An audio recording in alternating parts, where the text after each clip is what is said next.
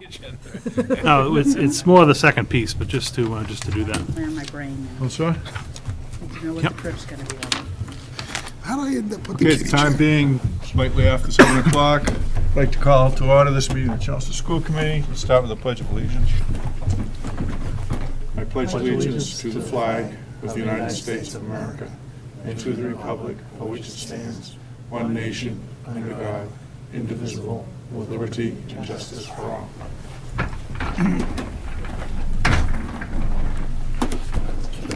I won't make a formal comment because we are lacking an audience, but this meeting is being televised so that everybody knows that and behaves. Yes, sir. Okay. We don't have any public comments, so we can move right into the meeting. We can. The first, we have two items under new business this evening. The first, as you know, we recently negotiated a new memorandum of understanding with the School Food Service Association. So that was discussed last week. We informed you of that. I want to thank Evelyn and Sal for being on that negotiating committee to bring that to a close. That was the one contract that expired last June 30th, 2015. All of our other school contracts run through this school year, June 30th, 2016. So we ended up recommending a one-year deal to get them in line with all of the other contracts. And then we'll begin a longer-term contract negotiation with them a little bit later this fall, early winter, with all of the other bargaining units. So you do have a copy of the MOA in front of you that covers the terms and conditions. Would you like me to just go through that it would be quickly for the great. public? So basically, under the term, it will be a one-year contract that runs July 1, 2015 to June 30th, 2016. There's a carryover provision. Basically, all the language in the previous contract is going to carry over to this contract unless it was modified. Salaries, it is a 2% cost of living increase that's been applied to all steps and lanes of the salary schedule. There was 3 items of clarification. One was about sick leave. A second was about personal leave, and this is how it's basically prorated when a new employee starts working in the district after the first day of school. The contract was very clear about how it begins if you start at the very start of the school year, but there was some vagueness if you became an employee after the start, so that was clarified. And the third item that was clarified was just about an existing paragraph that talked about when you actually accrue vacation time in the district, and this just went to clarify that it's at the beginning of the 5th, and then also at the beginning of the 15th year of service to the district. So that is the kind of the crux of the agreement. The Appendix A is the salary schedule that basically just has the 2% cost of living increase added to it. And you have that before you tonight for formal ratification.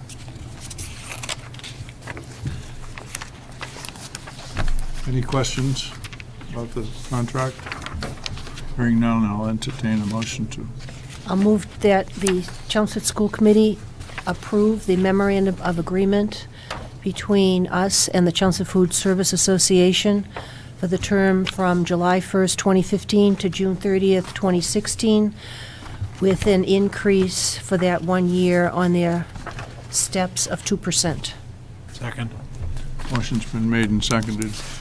Now, any further discussion? Okay. Mr. Chairman, I just want to let you know that Evelyn and I sat with Jay, and it's evident the relationship that Jay is building with the school department and the employees, and I just want to say it was a great experience, and to quote them, they also had a great experience and they appreciate it. So I just want to let you know how great of a job Jay did, and thank you very much, Evelyn. You did a great job. We all did. It's the team effort. Well, thank you for those comments. All in favor, say aye. Aye. Those opposed, nay. Abstentions, unanimous. Thanks, Paul. Good night, Paul. Thank you, Paul.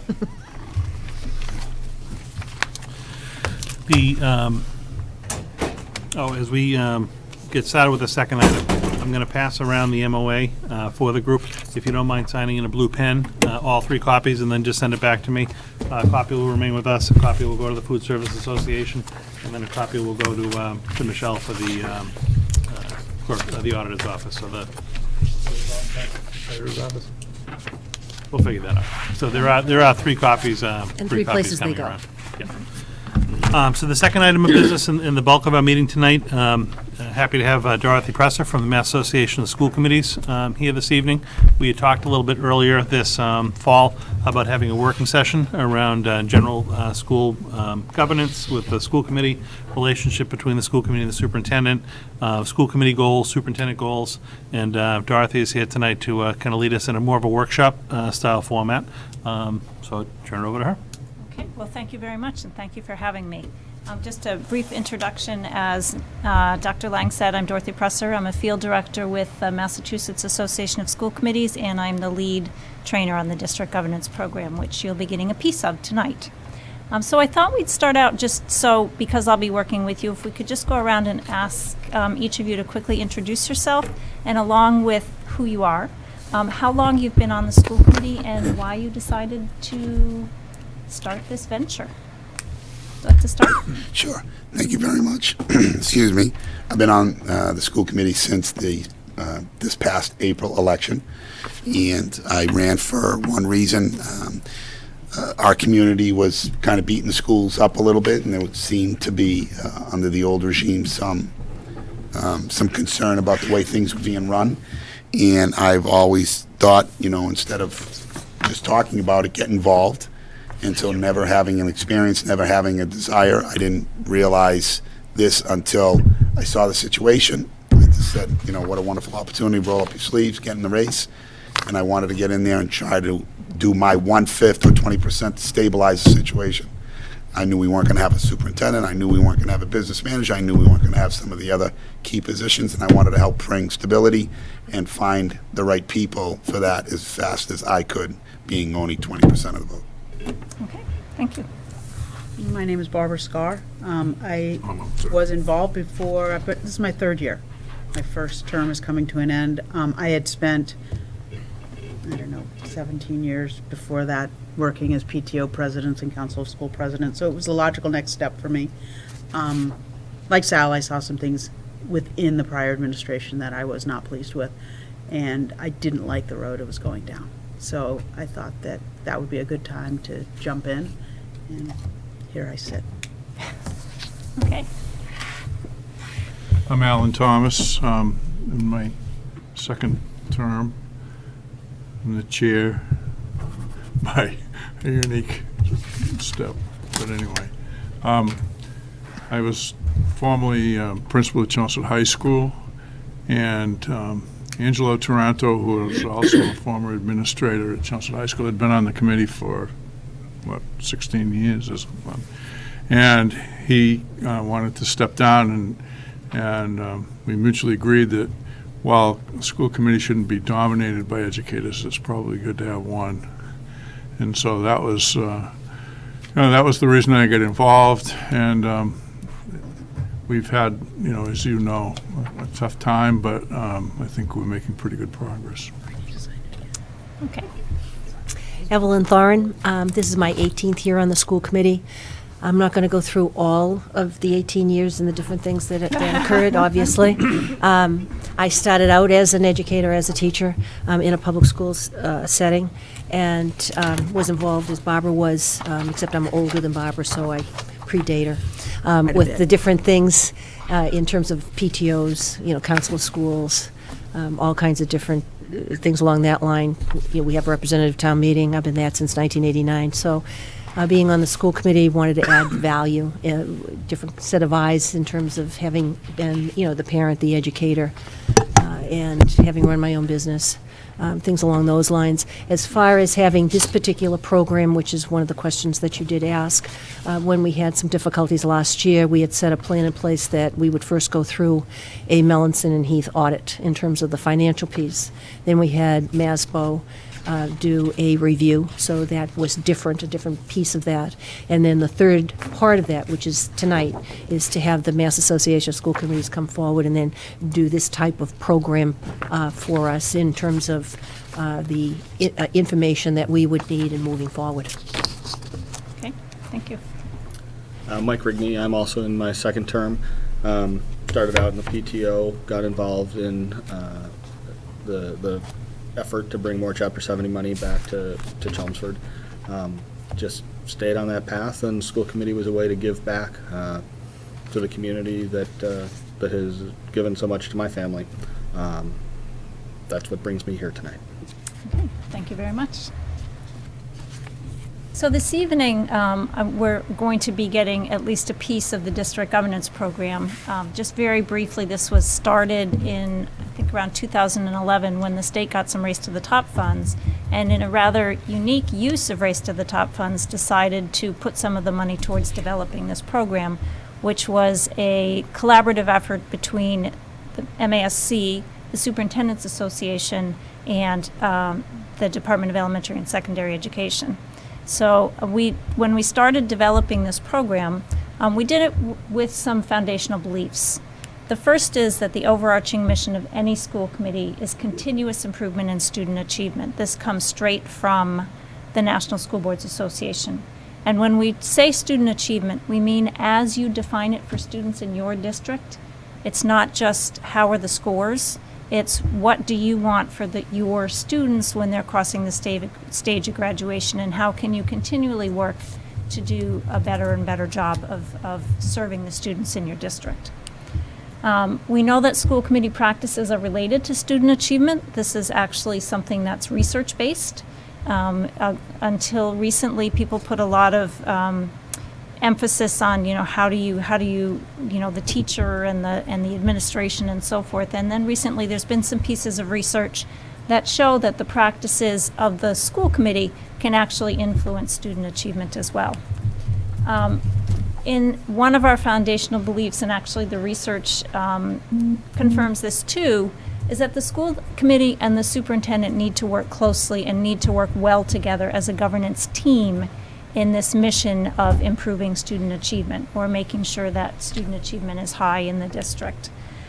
We know that effective leadership to support student achievement requires a good relationship amongst this governance team, and that becomes a model for everyone else in the district.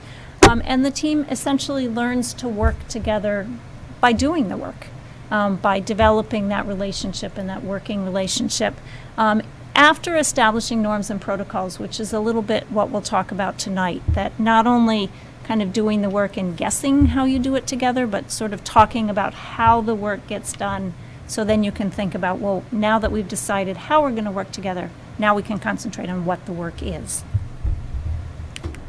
So tonight we'd like to talk a little bit, or my agenda for this evening is to talk a little bit about communications and operating protocols, and working, particularly since you have a new superintendent, on sort of developing the basis for that relationship. It sounds like it's already well on its way to development, but anything we can do to sort of articulate how and preserve the good things about it, and maybe articulate some of the things you might be taking for granted to make sure those good things continue. And to talk a little bit about goal setting and developing some common set of priorities.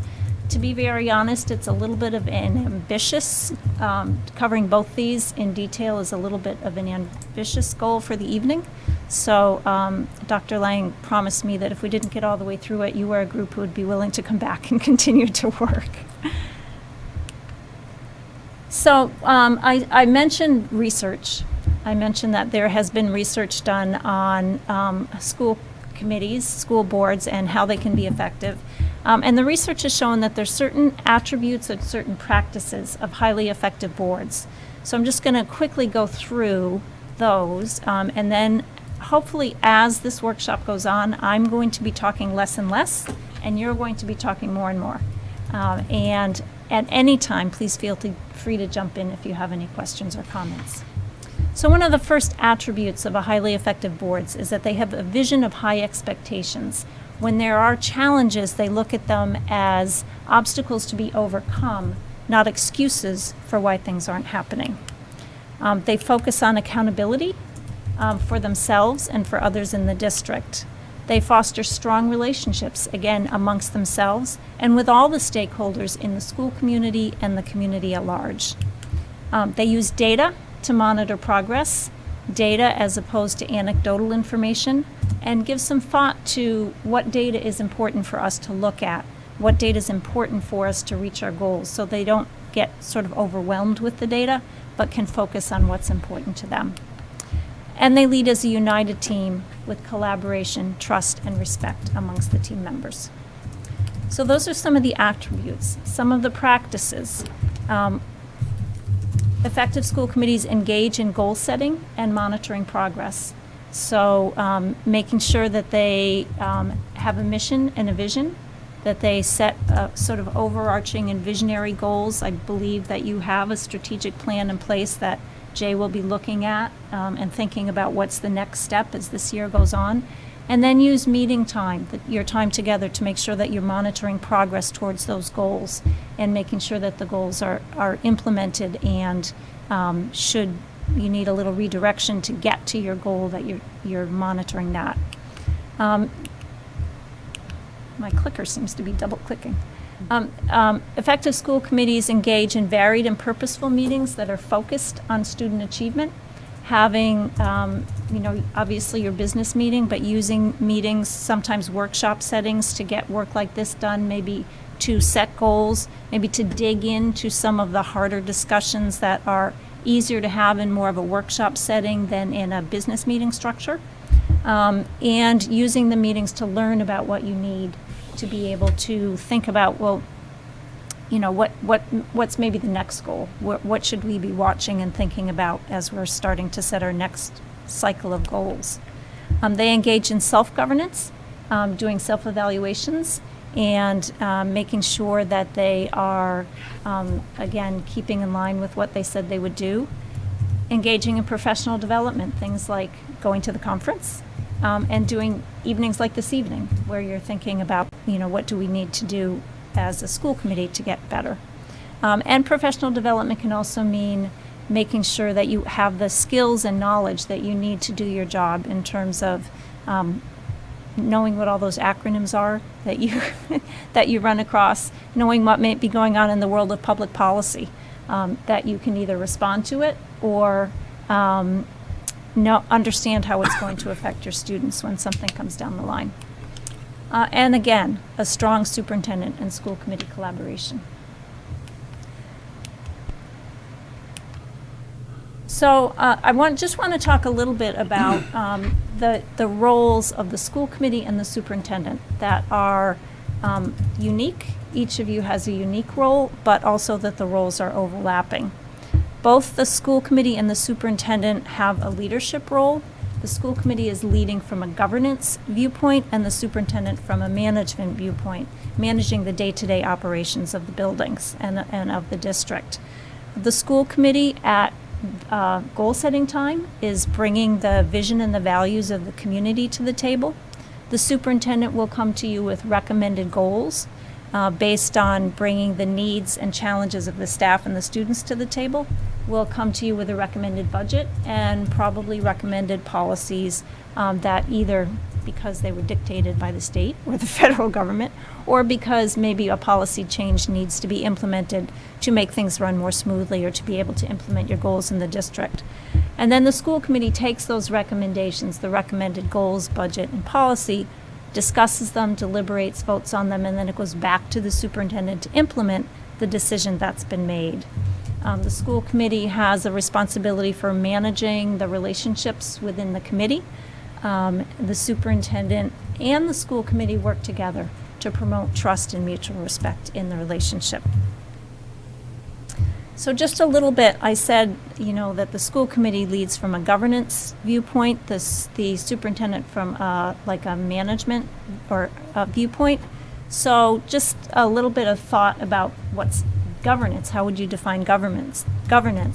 And it's providing direction by adopting the goals and the vision and the policies of the district, and then monitoring the effective implementation of those goals and those policies by evaluating the superintendent and by assessing the results in the district. Management then is putting the plans and system in place to implement the goals, monitoring that they're being done effectively, and adjusting those plans and systems if they are not getting you the desired results. Then again, oversight of management would be making sure that the results are that the desired results are articulated, making sure that the systems in place are effective in getting you to your desired results, and monitoring the effectiveness of that. Any questions so far? Yes. Could you provide us with this outline? Yes, I will. A copy Yes. of it, yeah. Yes, I absolutely, in the morning, I will send the whole presentation to Dr. Lang. Were you wildly taking notes? I am Virginia? typing everything you say, and it would be a lot more efficient. Okay. I purposefully don't give it ahead of time so people don't read ahead, but I would be more than happy to send it tomorrow morning. So we talked about the role of the school committee and the role of the superintendent. Then there's a difference also between the role of the school committee and being an individual member of the committee. The committee only exists when there's a properly posted public meeting. Other than that, you're an individual. And you have no authority unless outside of the committee meeting, unless it's been explicitly given to you by the committee. So the committee, again, is governing through policy, articulating vision and goals, has the fiduciary responsibility to make sure the financial resources are used appropriately, engages the community in the work of the schools, works on sustaining that relationship, and is the employer of record for collective bargaining agreements, as you acted on tonight. As individual members, there's an expectation that you be a team player in the work, that you will contribute your best thinking, your critical thinking, your questions to the discussions as you're working on articulating the goals and the vision and monitoring the results. Hopefully these discussions lead you to come to consensus on decisions, but when consensus can't be reached, the individual members, there's an expectation that you'll support the decision of the board, having had the opportunity to give your input into the decision. And obviously be here dedicated to the job on behalf of all the students in the district. So we talk a lot in the district governance program about this idea of an effective school committee superintendent team. Partly because, again, the research says that it's a really important part of the district running smoothly. Interestingly, as I was getting ready for the conference, one of the panel sessions was on board superintendent relationships. And I was kind of reviewing what different people had to say about it. And they were very, very consistent in what they said about what it takes to make a good relationship. Certainly understanding the different but complementary roles that each party has is important. Agreeing on how to operate and communicate, which we'll talk a little bit more about in a while, coming to that agreement and articulating it. Focusing on policy and district goals. Your work at the table is really focused on policy and goals for the most part.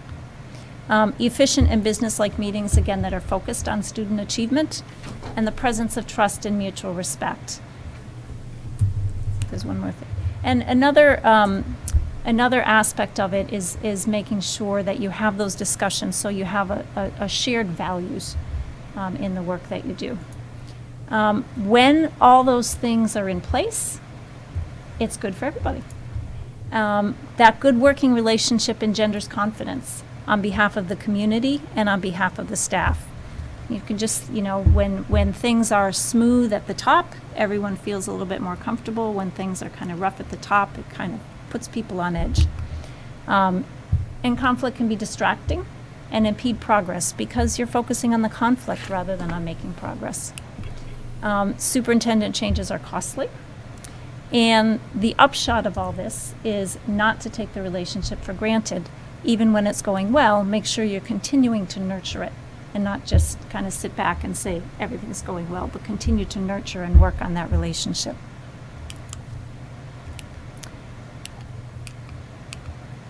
I wonder if it's because I'm so far away. I don't usually have this problem with my clicker.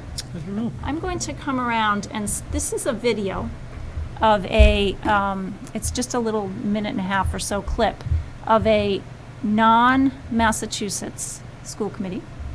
And I'm showing it to you to kind of get your creative and juices flowing I'd like you to watch this video and think about what you see and think about what advice you would give to this committee who's sort of a giveaway, it's not a smooth meeting that you're going to see, what advice you would give to them about how they might do things differently?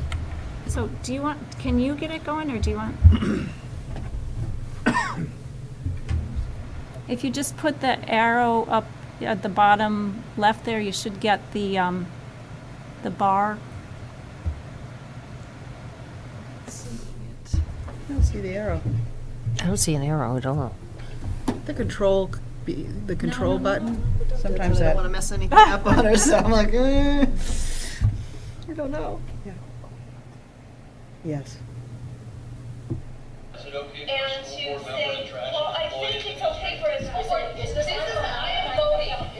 I am voting, I am voting on this issue. And therefore We are in discussion. and you are publicly criticizing an employee that BBF specifically prohibits. Well, BBF, let me see your BBF. It says BBF. What is your? Special privileges for personal gain, that has nothing to do. Criticize employees publicly. Am I criticizing or am I voting? Well, I'd like to see you vote. you know what? I'll go back to this policy where it says that. You don't get to put that. Oh, I don't get to put They're all good. This says, render all discussion based on the available facts and my independent judgment rather than succumbing to the influence of individual or special interest groups. Therefore, and I'm not breaking any laws. Well, I'm sorry. No, you're not. Just Order, please. What'd you see? What do you think? I saw you make some notes, Sal. No respect, no communication, no leadership. No respect. They're also not, they're focused on one member, and they're not focused on student achievement, they're not focused on other things on the agenda. They're embarrassing that particular member, or they're bringing her to trial, she becomes defensive. Anything else? Why the chair would choose to openly pick on another member, and because she handed her a piece of paper that had the whole list of things that she's... She asked for it. Oh, she asked for her? Well, she had it, so she had her notes. So perhaps the chair could have done a little bit of preventative work before the meeting? Right, and the question, my question would be was this on the agenda? And it had to have been somehow or another, because that member had some other policies and other things in her defense. Mm-hmm. Well, there was confusion about, even with the most vocal member, about what they were really doing. Yes. They weren't very clear in their We discussion. voting, or what are we doing? Yeah. It seemed to be a little Yeah. bit showboating. And who knows on the other end of the committee what's going on? That's true. You hear a voice of, I'd like to see a vote Yeah. at some point. Very often people's question to me is, who's the chair? Because it's not very clear. I think you said that there was No leadership. no leadership. Yep. So, again, this was just to get your thoughts going a little bit. This committee had as their superintendent the state superintendent of the year, who left.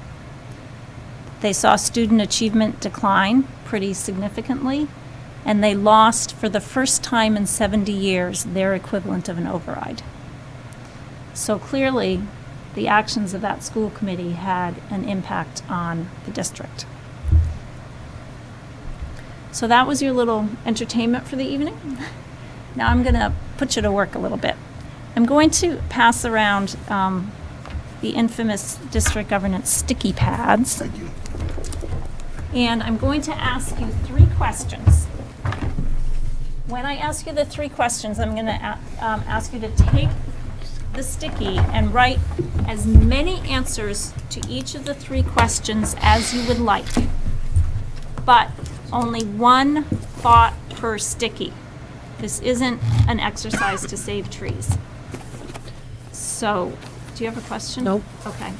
So, as you're writing, you'll get the 3 questions, and as you're writing your answers to each of the 3 questions, I'm going to put 3 big stickies up with the 3 topics of the questions, and when you're done, you can put your little stickies on the appropriate big sticky. Everybody with me? Mm-hmm. Okay. So here are the 3 questions. If someone new to town, like a parent of a kindergartner, turned on cable and saw one of your meetings, how would you hope they would describe them? Are there any obstacles to achieving that vision that keep you from realizing that hope? And what agreements about the way you work together would help? So does that make sense? Crystal. I'm going to put up hopes, obstacles, agreements. Everybody ready? Got it? Okay. I'll give you about 10 minutes if you need it.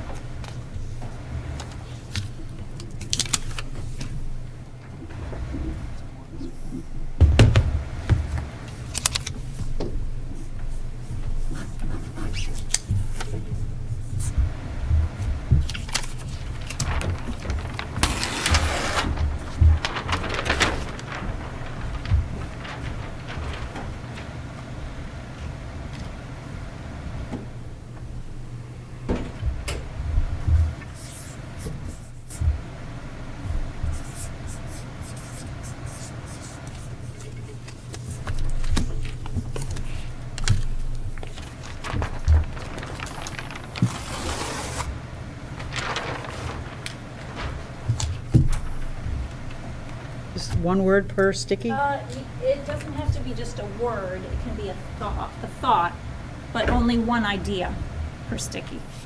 How many ideas do you want for each As question? many as you can think of.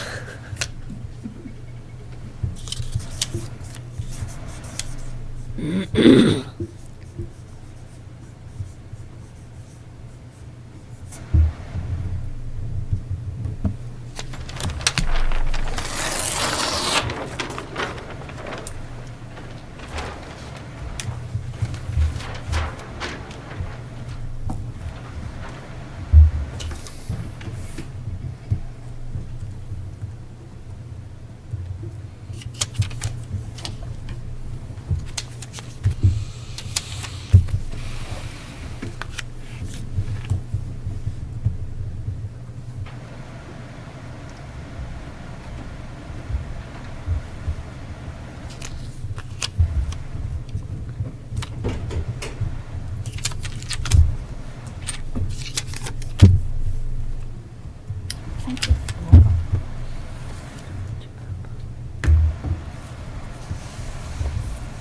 Thank you.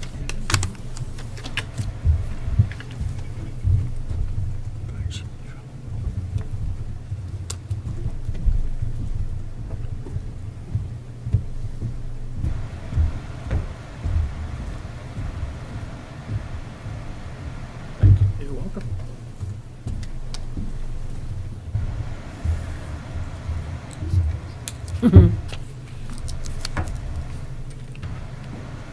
Thank you, Jay. You're welcome. Yeah, thanks.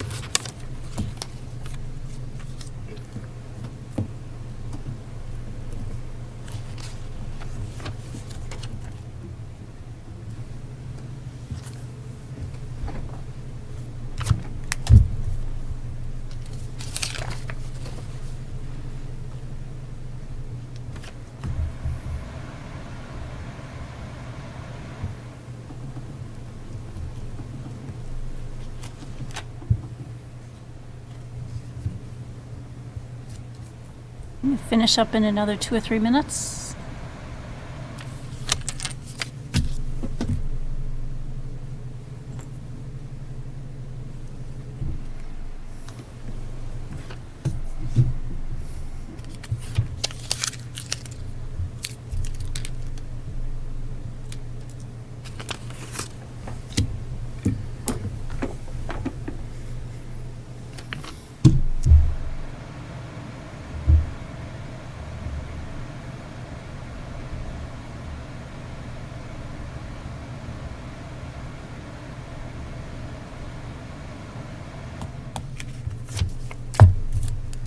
Mike, are you done, or are you still thinking? No, I'm okay. You want to stick them up where they go? I have a few for each one. I'm certainly sure I could keep thinking.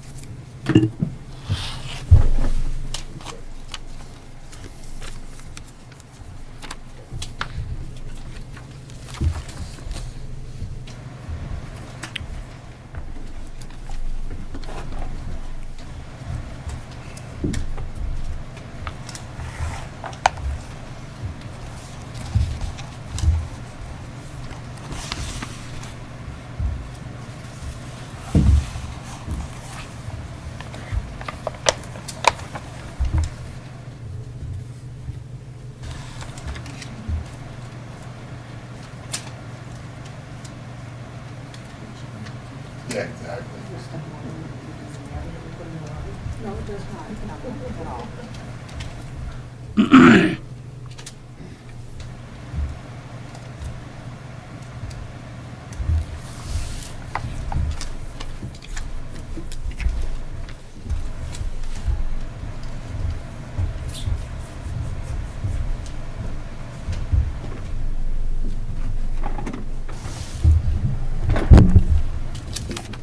Getting stiffer and stiffer. Oh, you can give back. It's either way. Thank you. You won't be using them again, so. That's what that was my question.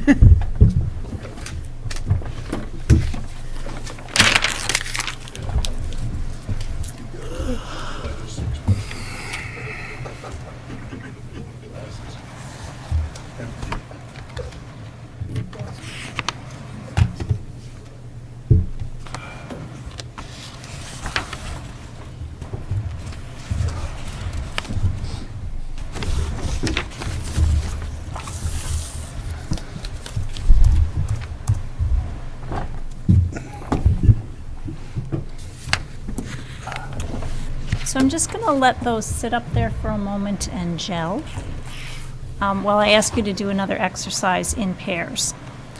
This is our protocols worksheet.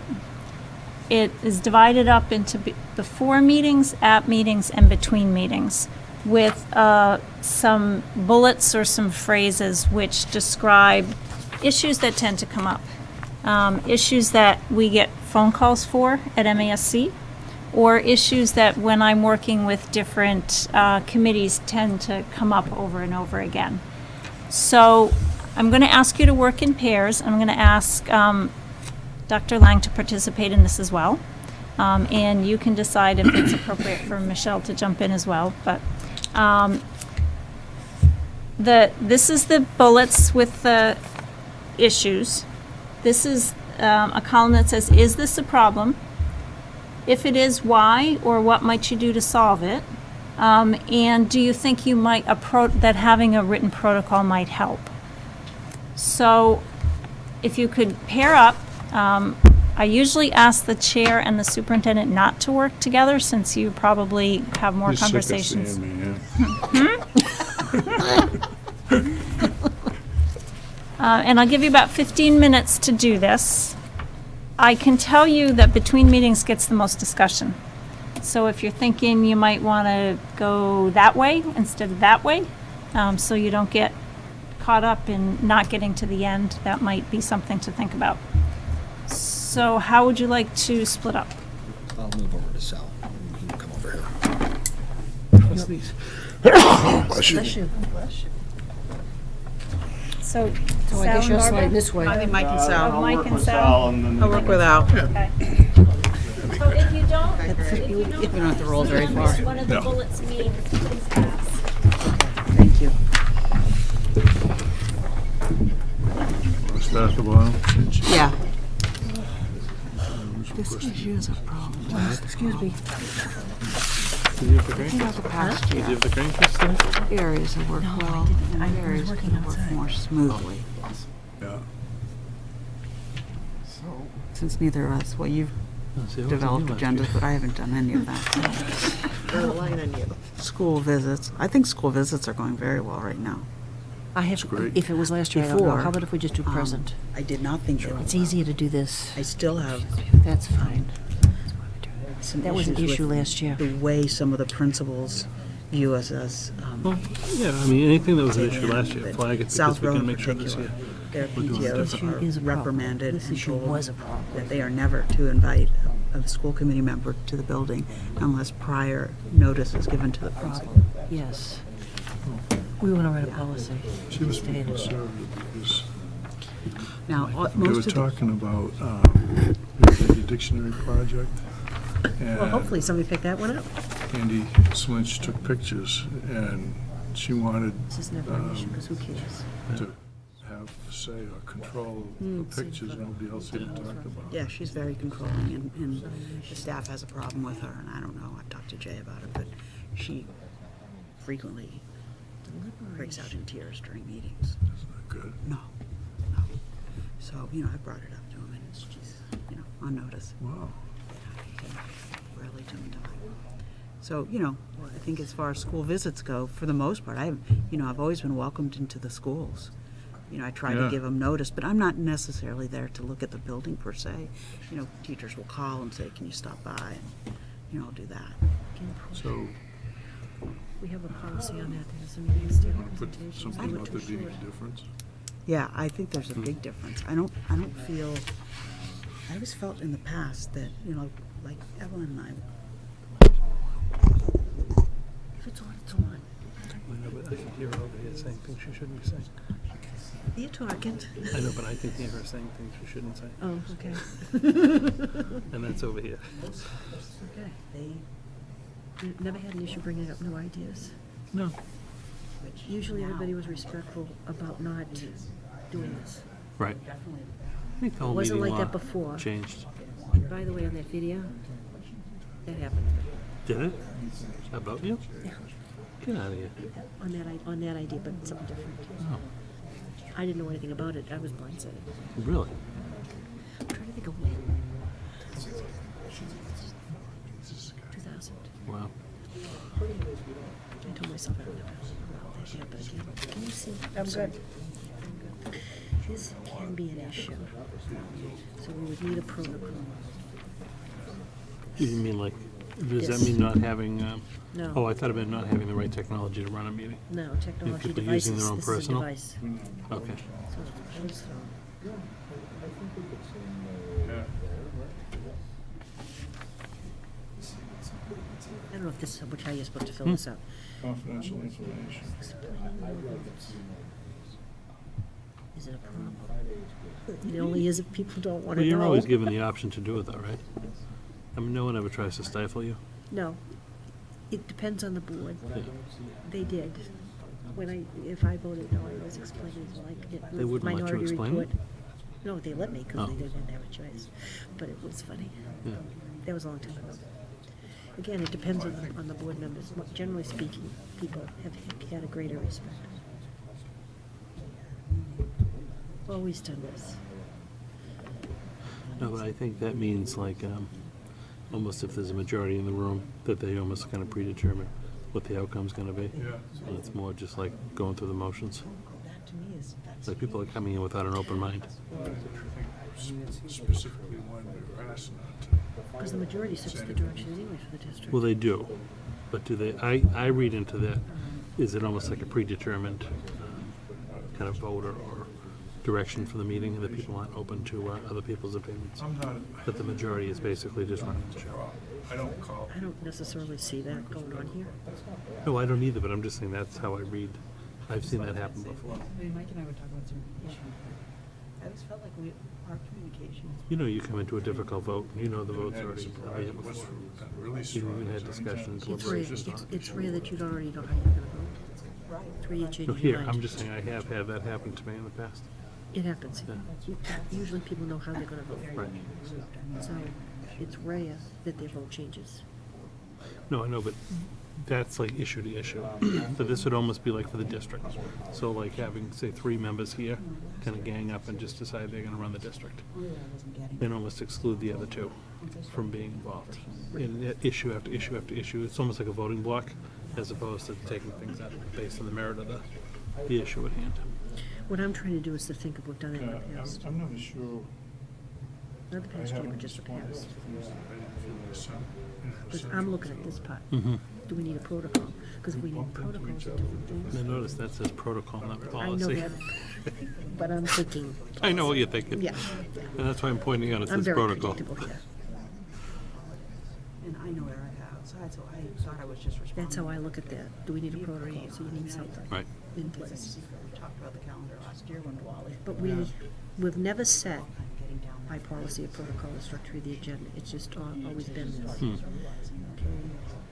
And this is at the discretion of the chair. holiday, so we should do it, just like. This any depends on discussion and So I how just much is responded jammed to into her. an Normally, agenda. I always say to everyone, the chairman speaks for the committee. I'll move on to between meetings. I'm going here now. Okay. I'm just kind of in my head going through the other ones. Any statement, Well, that was a problem last year, right? Sometimes we didn't get anything. Right. I'm pretty.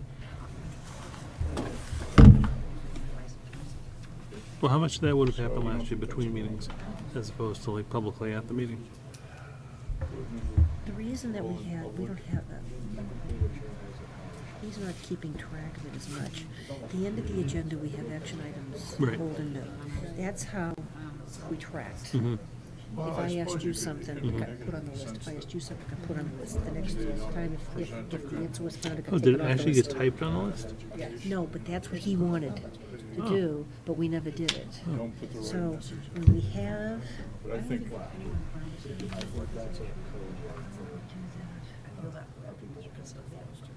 yeah, Actually, it comes up 2 ways. That's one way.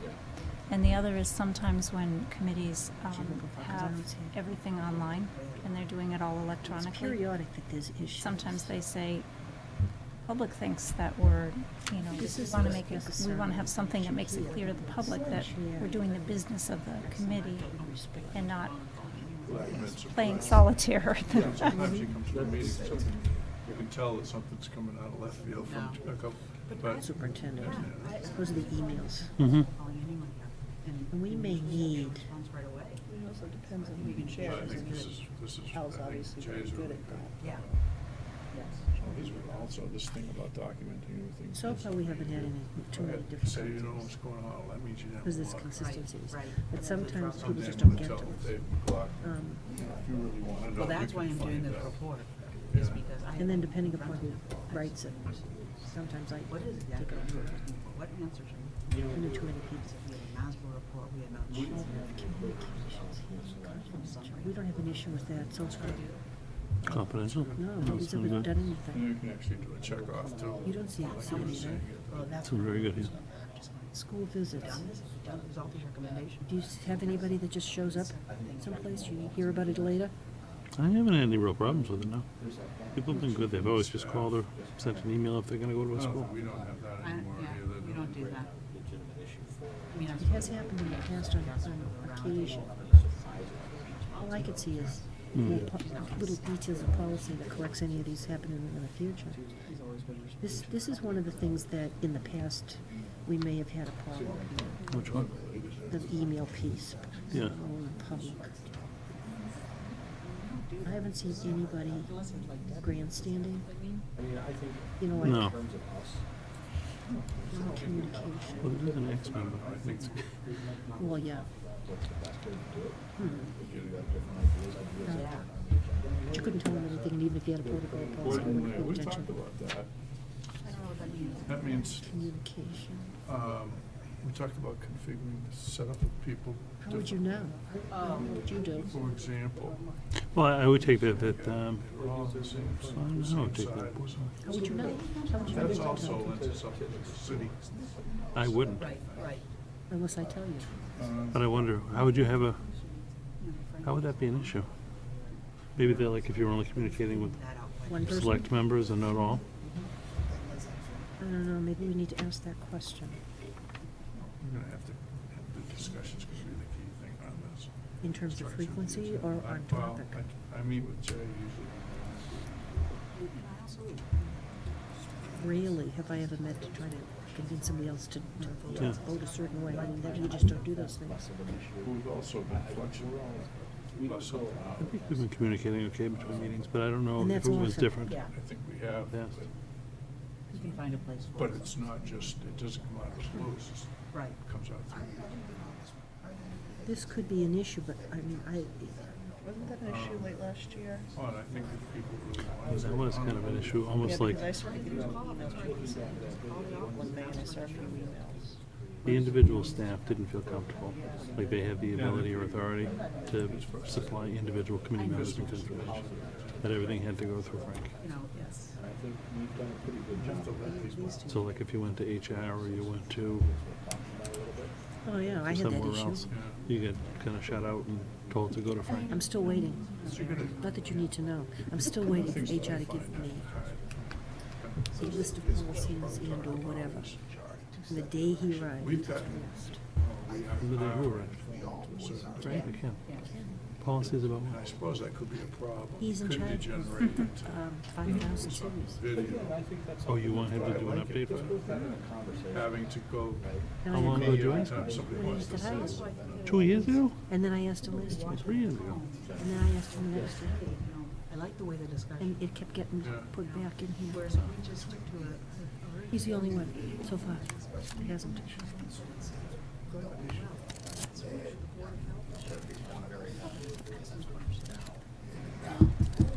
I Can know people finish up in about 5 minutes?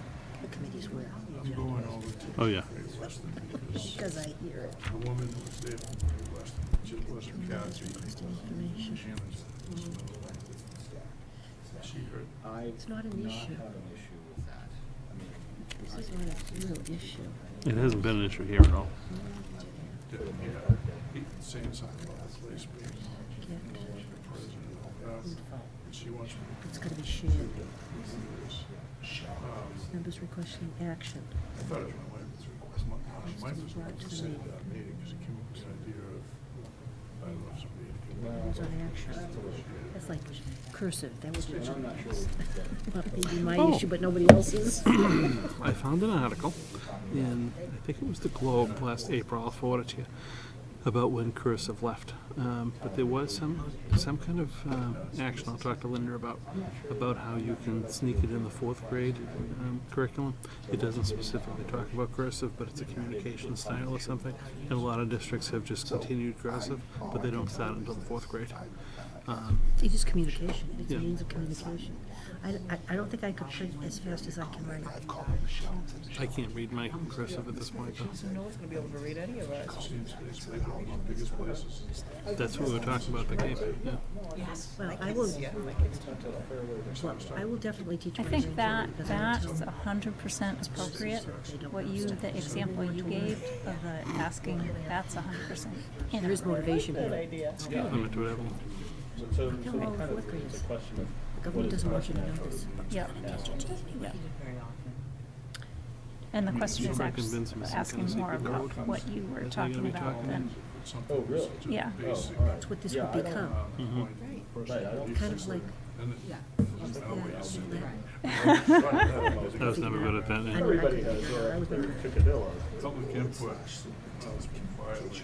It's difficult because you don't want to shut people off. I haven't been putting, one of the things that. In between. All of this depends on what it is. But I haven't put the negative connection when I introduced public input in the last couple of times. Yes. And I actually got positive feedback from some people because they felt it was almost threatening me for. And the thing is, I don't see a need for it because I can stop anything whenever I want to stop it anyway. So if it's getting fouled up, it's my fault. We don't need, I still have, if we had the language out there, the negative language out there, I'd still have to do something about it. I'm just going to put this different. It was because of the time that we were at. They're having more discussion than we are. Satisfied. But she's figured it out. They haven't been around as long as you have one. They don't have it figured out yet. I think I might get it right after 18 months. Would you end up coming home on Saturday? Saturday morning. Saturday morning. How was the dinner? This part dinner was better than it was while you were in there. Oh, yeah, the chicken? This one? I mean, most of it. Well, I almost commented on hers. I could see her. I haven't heard. I don't know what, Didn't I don't know, Brent I see don't know. Again, I I can't. The dinner was fine. one of the challenges And then they throw out all these. I don't know, keep films and my company left. Well, Jay has talked about some changes that we talked about it somewhat this week. Bringing in all, he wants to feature schools and feature programs at those schools rather than have, like, you can put something for the whole group in, but what happened? It's not a bad time of year. All the elementary people had similar things because they communicate. And you don't want to be the fourth one. Well, they said everything that they needed to say. Devices. We don't usually. Oh, did she? Good for her. Is an introduction to one of the presentations, and she New ideas we dumped have. all over. You got a lot of new ideas. On my way home for the cake. About 2 more minutes. Charter schools, Jesus. Yeah. You know what? Wow. His house or something like that. One of you great, they're fine. Obviously, it's 3 days later. But the bus dropped them off. Yeah, it's crazy. At a kid's house. And they went in, but the bus hadn't put its stop sign down yet. The car got it's a really narrow street. Yeah, because it's brick. They tried to get around her. They couldn't sideswipe the bus. And she took off. So Michael Carver, whoever's the parent, went out and called the parents and all that kind of stuff. You know, he said, No, well, I think that's what we do. It's because we need to, like the, he brought up the thing. They missed it. Oh, yeah, I guess I didn't think it was any surprise. Well, it was a surprise and you knew you'd heard about it, but it was I just saw also, Paul there, he didn't say anything was going on. but it was also something we needed. I'll tell you what my son's doing. Oh, this boy. Let's see where the discussion. But I thought, even though that created a long discussion, it was a discussion. And it was fair. Just in time. I was going to say, Sal and Mike are done, so. Can We're just glossing over all the problems. Does anybody need any help?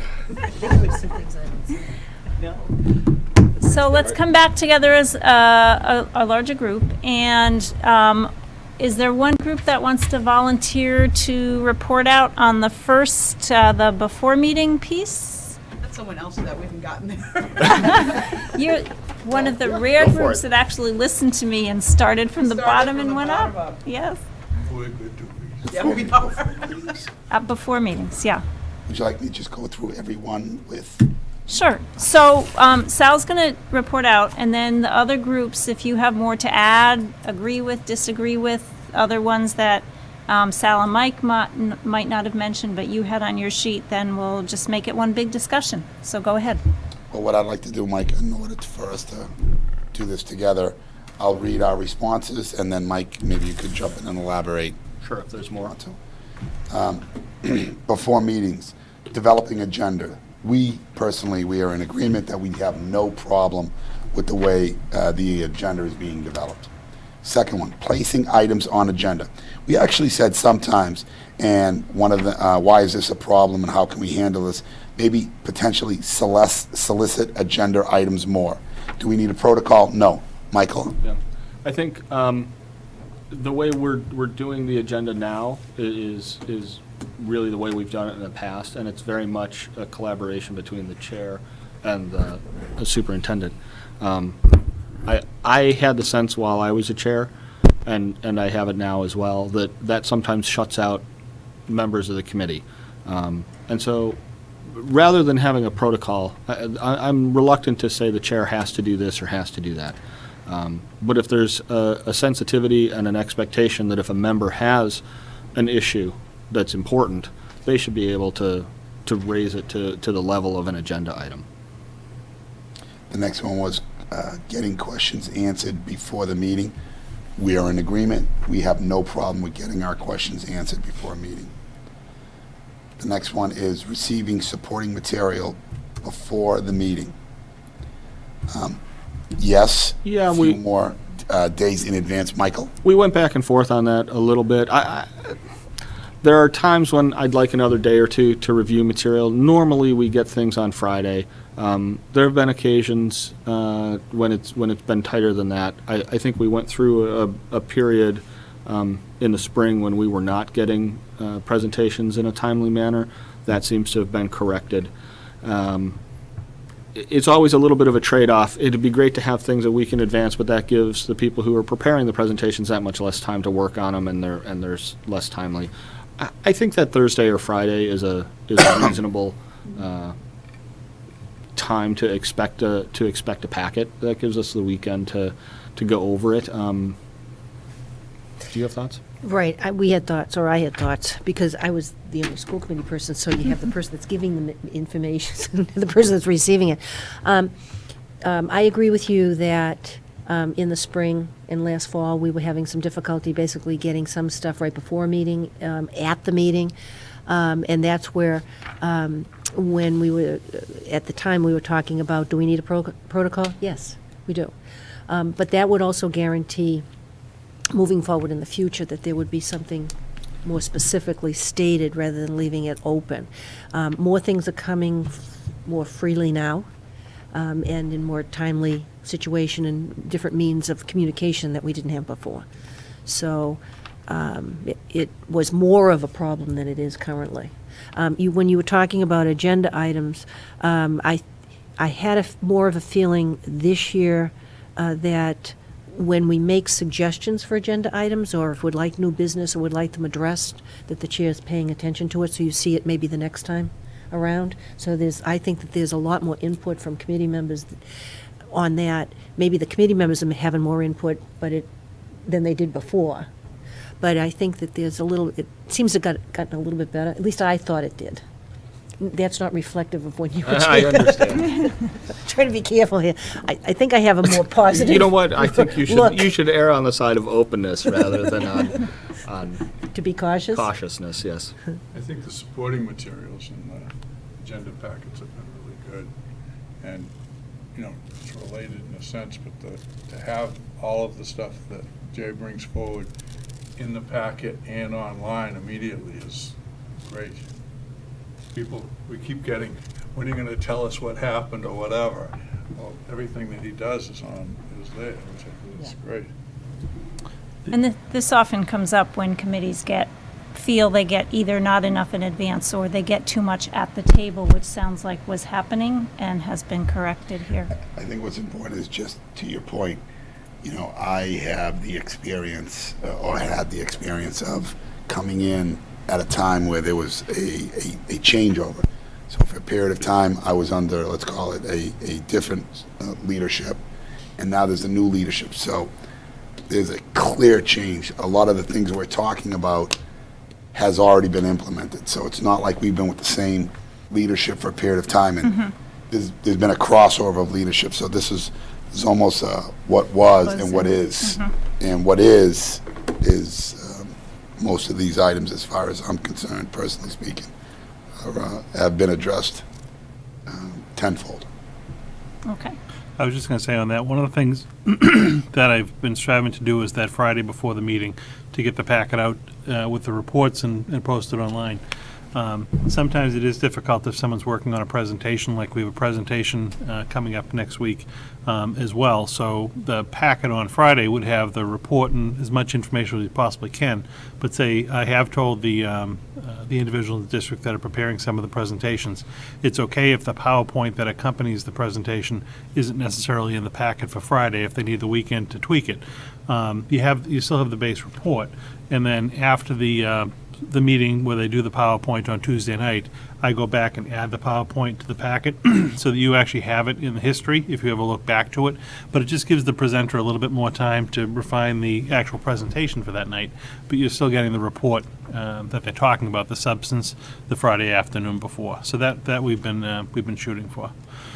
When you say online, are you talking about the Dropbox, or are you talking about on the website? Well, both. For you, you're the only one that can access the Dropbox, Right. So you have it in the Dropbox. We But have had questions about people who want to review the material before the meetings. You're the Yeah. only. No, we all have access. No. I mean, the school committee's the only ones. This- Oh, I see. Yeah, Yeah. right. you access it through the Dropbox. Mhm. The public, that same packet that I put in the Yes. Dropbox gets posted to the website. Perfect. That's what I want. But Yeah, then, after the school committee meeting, say on a Tuesday night, that Wednesday morning, I will go in and add the PowerPoint PDF to both your Dropbox packet, and it gets reposted to the website. So if anyone went back after the fact, they would have it that night too. The other thing is you can always have draft materials where it says draft, just so that there's something for us to review. Or let's say that they have the first third of data. At least the first third of the data we would have, even Right. if it's not complete. So for someone to try to have it so that it's 100%, Right. I'd rather have part of it so I can review it than have none of it. Just No, I agree. so in case that can be a message too. One of the things we talk about in one of the later sessions of the district governance program is creating a year-long agenda, using your goals, so that, and one of the advantages of doing that, one of the many advantages of doing that, is staff has a lot of notice about when they're expected to make a presentation, which helps with some of that getting at last moment, because they're not, they don't find out like 2 weeks before that they need to make a presentation. They get, sometimes months' notice. So it helps with that, being able to get the information to you so you can be prepared to have a good discussion. Anything else on before meetings? Alan and Barbara, do you want to take at meetings? Sure. We did most of that. But overall, like Sal had said, there's the before and the after, so we are focusing on the after. We've learned some important lessons, and we appreciate the improvements that have taken place. I think it's, sorry. I think that our meetings seem to be much more streamlined. I think we're getting out of here in a decent hour, and I just think that we've had a lot of improvements, but that's an overall statement. Just to go do a couple of specifics, the setup of the room, we think it's improved. That area is, those of you who have been with us for a while, seem to be overloaded when everybody came to all the meetings and everything. We discussed, other changes. Jay has mentioned the setup for his meetings in Lowell was somewhat different, but I think the balance of conversation's been good. That was another thing. Sometimes, depending, who sits in what position, the whole meeting, like on the video, runs in a certain direction. But I think that the discussion's been pretty well balanced. So I think we're okay there. On the setup, there's a couple of things. Yeah. I would like more power outlets. I agree with you. And maybe that gets into one of the other questions as well, but I rely on the computer to do work during the meeting. Right. And And the cord- it's a cord hazard length to is- navigation over it's here. dangerous. And I don't even know if you guys have one over there. There is one other thing that I'll bring up, and I forgot to mention it when Sal and I were working on this. I was at the Selectmen's meeting last week, and they have a secondary screen off in the audience area. And I wonder if we could do that here. That's another thing that we've heard from the people who come to the meetings is that they sometimes have a hard time seeing the main screen. And if we could get a small screen mounted over there that just showed the same thing as the main screen, that Well, Al might be made the something. point. Looking at Mrs. Presser's information is so much easier than some of these PowerPoints we get, Yeah. where, Font was big. yeah. Yeah. So that it's clearly presented, and we'll get pages up there that, I mean, I'm sitting here and I can't see. Right. Well, the clean background helps sometimes decorative is not legible. But I don't think that you have to have every word of your presentation Right. on the screen. I think that you hit the bullets, and your dialogue is what fills the bullets. Sometimes I feel like we're getting just overloaded with information that is being given to us. I don't want to read along with the presentation. I agree with that. I think that's good technique for PowerPoint. The problem is if you go back a year from now and 50% or 70% of the information was delivered verbally instead of in the document. I mean, what people are going to go back and find is the document online. And so there has to be a balance there. I don't know exactly where it falls. I hear what you're saying. I don't think there's anything wrong with preparing something that has all the detail. Don't put it there. Yeah. Well, put that perhaps on the if there website. are, right, or if there are, you can even put them in the notes section. Yep. And then you save the entire PowerPoint slide with the talking points along with what you see visually, yeah. So no one's brought it up, but was staff presentations an issue for people? It sounds like maybe a little bit. A little bit. I think that the presentation, and there's a tremendous amount of work that are put into these, but when you're trying to read and you realize you're reading what they're saying, it's just too much, you know? Just a nice overview, broad overview where we can focus on what they're saying, oh, this is what we're discussing now, rather than having, the Mass General laws spelled out for us.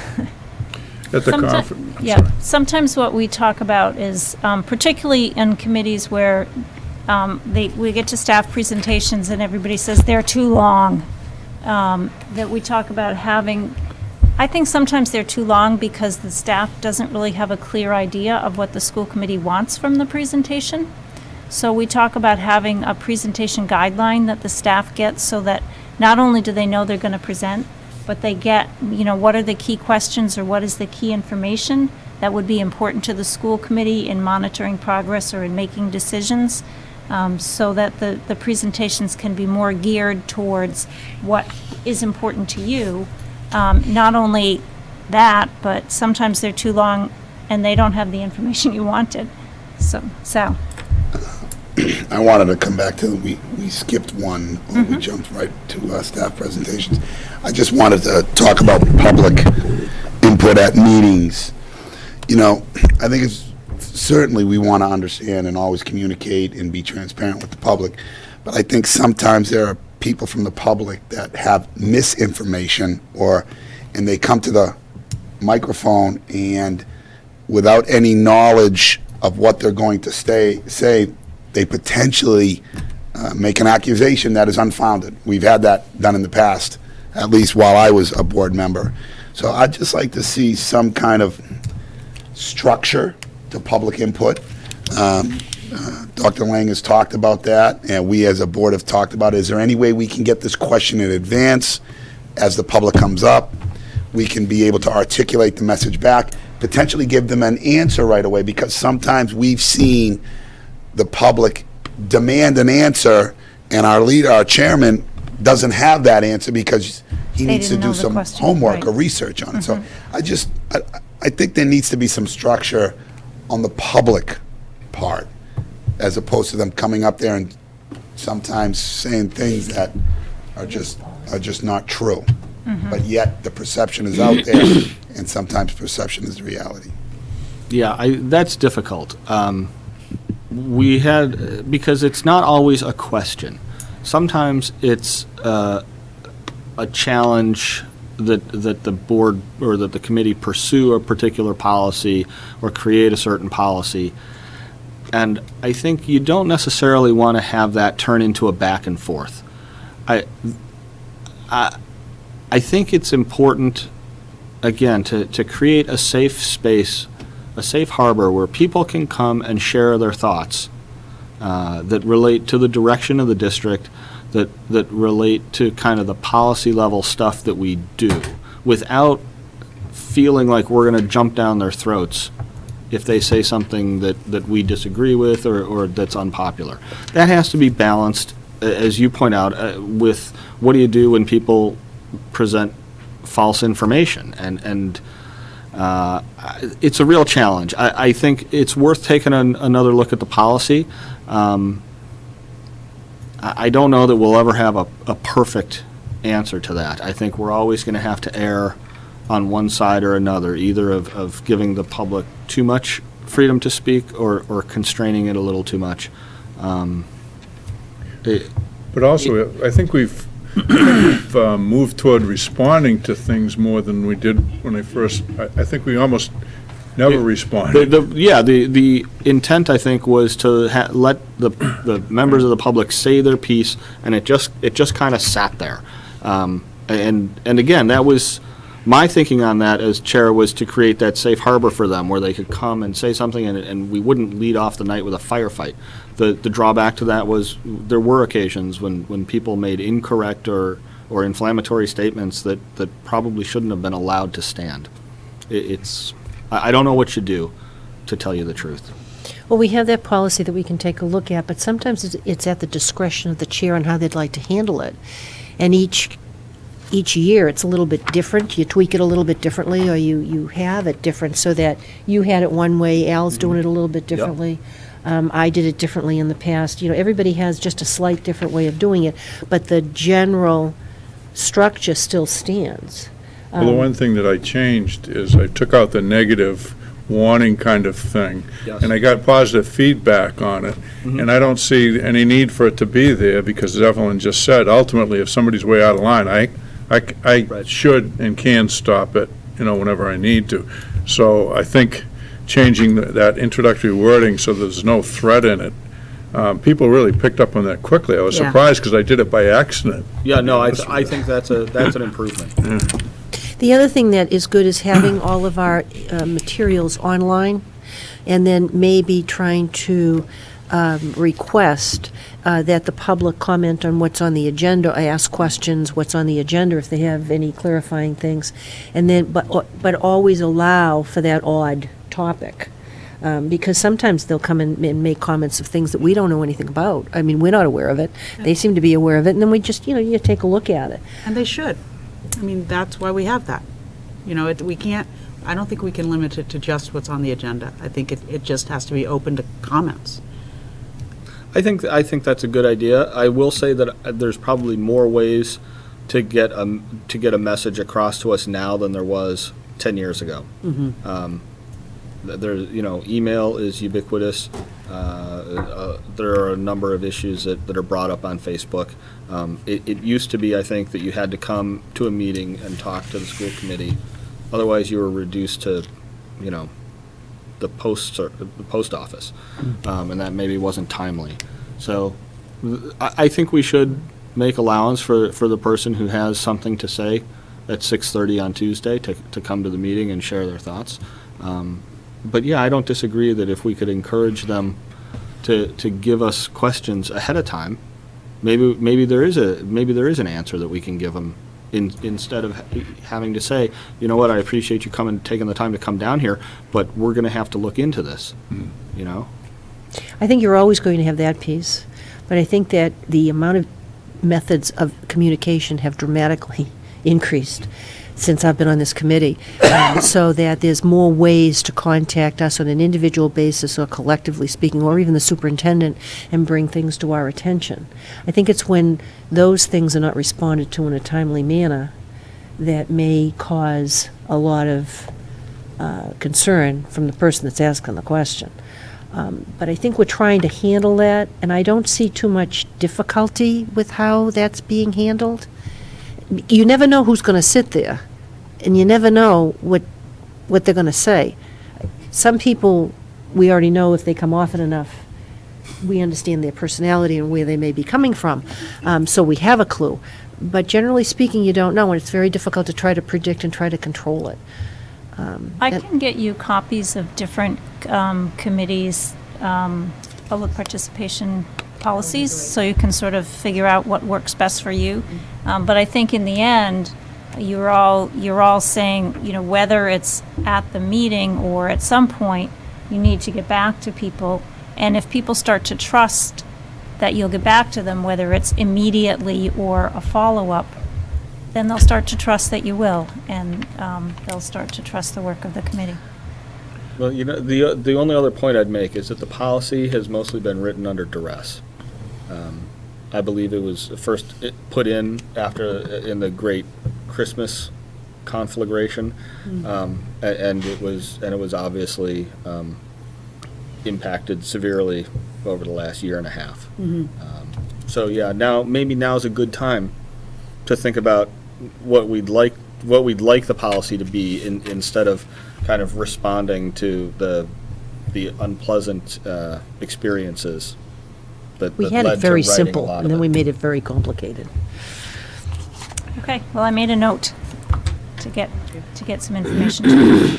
I'd like to go just back to staff presentations. Jay, down at the conference, we had a chance to talk, and he has some really good ideas, in my opinion, about that. And, specifically, instead of having the 4 elementary schools in line and, the poor fourth person saying, I agree with what the first 3 have said, to highlight schools and special programs in those schools. I think that would be a lot more interesting and informative. So, we may see some change there.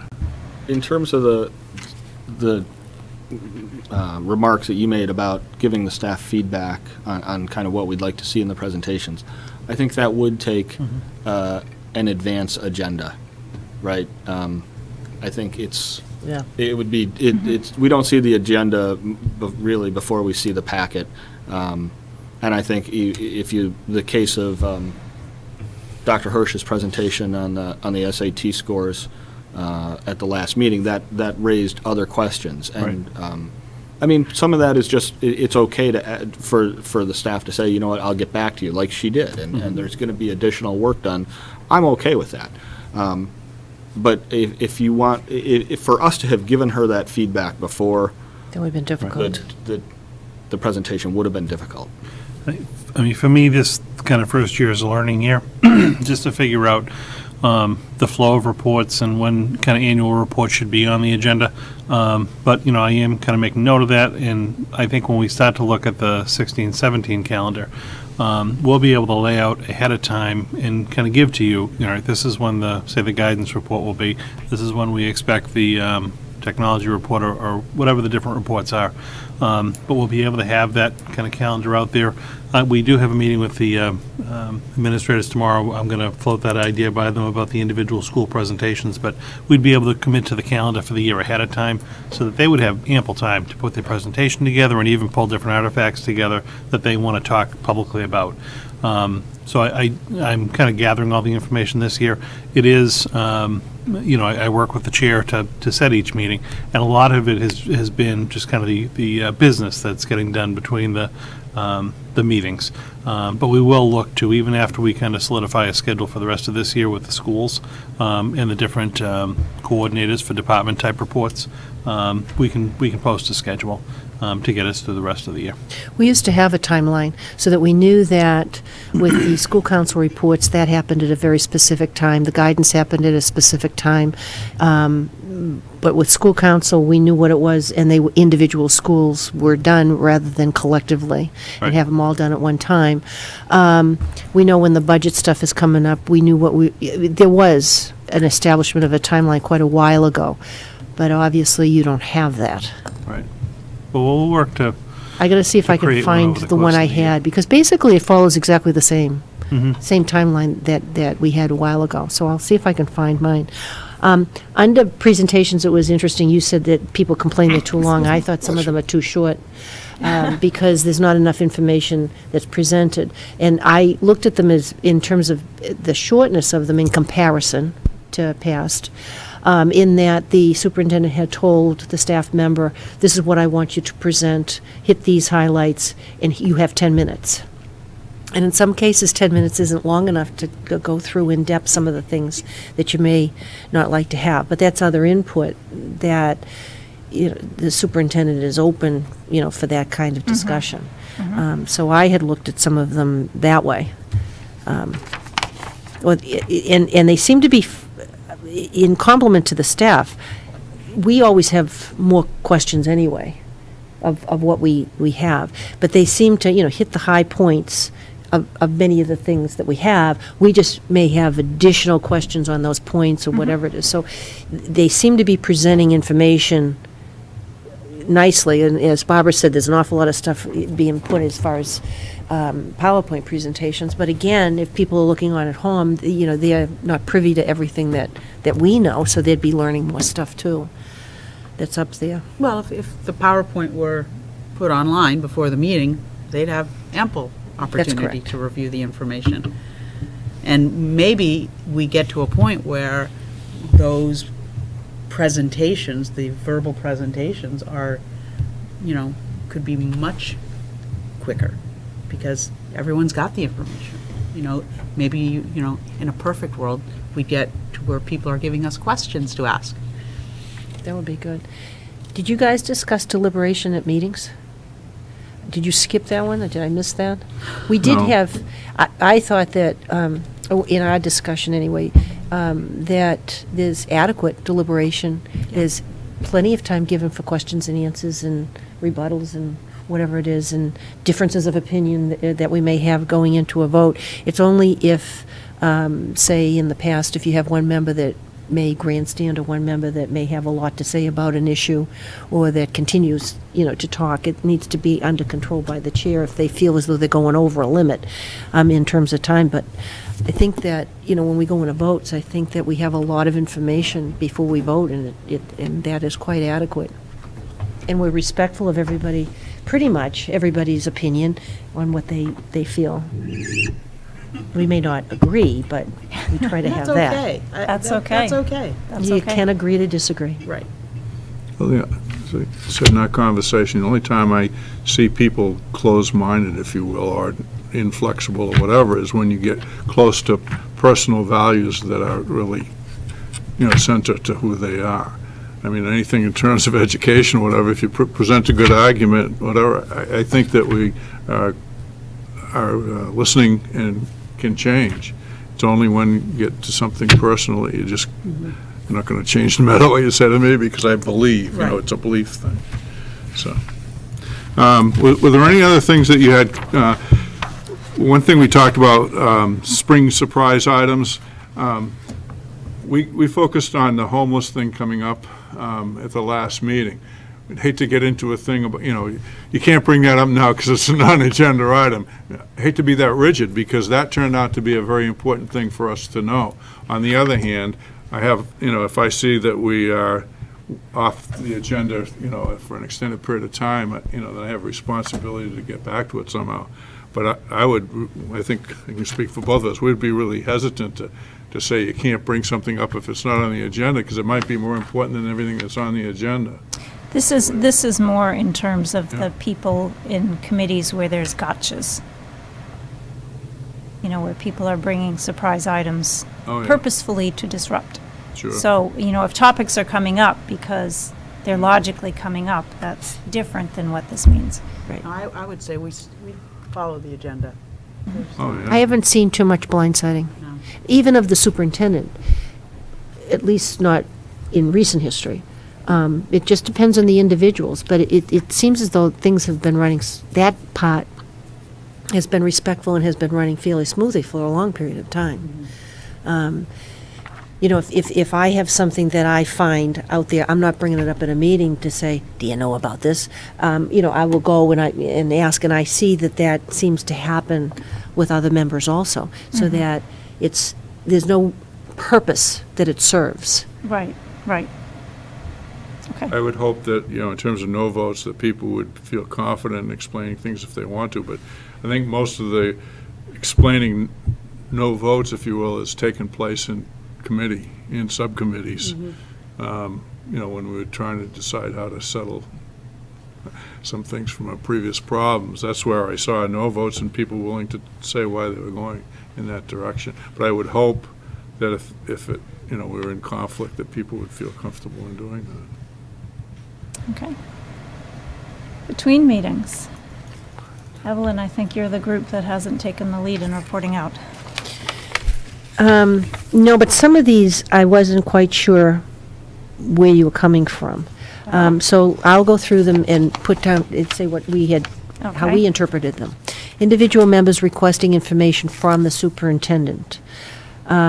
We felt as though that if individual members asked for information, the superintendent gave the information to them and also then gave that information in question to everybody else. So everything was shared, so everybody knew what everybody was asking. Individual members requesting action from the superintendent. I haven't seen too much of that specifically, but it doesn't mean it hasn't happened. But many times, we, in a meeting, as an individual member, may request an action from the superintendent, and then it's discussed amongst the members. So If- then, really, it's the committee that's deciding if that action ends up being That's requested or not. correct, which is where the discussion should occur. Individual members requesting information directly from staff or requesting action from staff. The only time thinking about that particular piece where it may apply is going into a central administration staff member, say, to ask for policy or ask for reports or to, those types of things. Some cases, that staff member says, yeah, you can have this particular document. The document is then eventually shared with everybody else. If there's action in terms of like the policy piece, it depends on the individual. And in some cases, that does not happen. And then it's reported out to the this is in the past, reported out to the superintendent. And then you get like a rap on the knuckles that you should never have asked without asking the superintendent first. So there was like the hierarchy that was created. And I just think that that is something that we'll see how that moves forward. I don't see that that's going to be an issue. Well, generally what we talk about with committees is that despite the fact that there's 5 of you, the superintendent has one boss, and it's the committee. So you all need to be mindful of the fact that anything, if you're asking for something that takes a lot of time, it should be a committee decision whether or not you're asking, whether that information goes forward or that action goes. It sounds like the action isn't an issue at all. And the other, the sort of the flip side of that is that you only have one employee. The committee only has one employee. And you hire a superintendent to run the district, and if he doesn't know the questions that are being asked, or he's not the one that's directing his own staff, then there's an issue. That's why things need to flow through the superintendent. So if a committee member is asking for something from the staff that takes a considerable amount of time, again, it should be the committee that's making the decision whether or not that's important enough to the committee to have that action or that information and request it through the superintendent. I just also want to elaborate a little bit because you can look at that a little bit differently. For example, I find Michelle very accommodating for me personally when I need to come in and sign warrants, for example. She takes it upon herself to contact me, work out the times. If it's not in agreement with me, she's very patient, very creative. So I don't want to lose any of that. Well, but that's not the sense that we're saying asking action. It's more like if you went to Michelle and said, can you create this report for me that takes 5 or 10 hours to create? Making arrangements to get the work done and asking her to figure that out is a little bit different than asking her to do work above and beyond what her normal job is. That makes sense? It does. Yeah. It does. Because I don't see it happening very often in any of the central administration offices that anybody went in to ask anybody to do something that was going to take hours and hours to present. I think that in policy development, it's something that each office has a responsibility to review. If you have new people, to review the policies and see if they're up to date or if there's anything new and things along those lines. If you give them 2 years to do it, I don't think that that is a very short period of time. But that remains to be seen, to try to involve people and try to figure that particular part out. But that's all I see from there. Board superintendent communication between meetings. It was funny because I said to Jay, unless I tell you who I'm talking to, do you know? So in terms of communication like that, I mean, I'm certainly sure, some of us do talk, we're on subcommittees, we talk about things, and then we're contacting him with information. And it doesn't seem as though there's anything that is hidden, that people are trying to hide things or to do things behind other members' backs. I mean, I don't see any of that. The board member role in public, I don't see anybody, putting it on their chest, school committee, and, getting out there and trying to speak for the committee without having the committee authorize the person to speak, which doesn't preclude them from asking questions, right? We have liaison positions where we are acting as a school committee person. They do ask questions. We go back and forth. If there's other information, we try to get back to them. I don't know if there's more to that in terms of the role in public. I think Sal and I saw that from a slightly different perspective, as just kind of being a witness more, testifying out in public. We are, by virtue of our election, public people, at least to some degree. And I think we all assume that role to varying degrees. I think some people are better at it than others. I think what Sal and I came up with was that's something that we shouldn't be happy with where we are, right? There's always more you can do. We are supposed to be a bridge to the community. We are supposed to be able to answer questions. And sometimes that means going to PTO meetings and doing it in a structured way. And sometimes it means being at the football field or being in the supermarket and being able to answer somebody's question.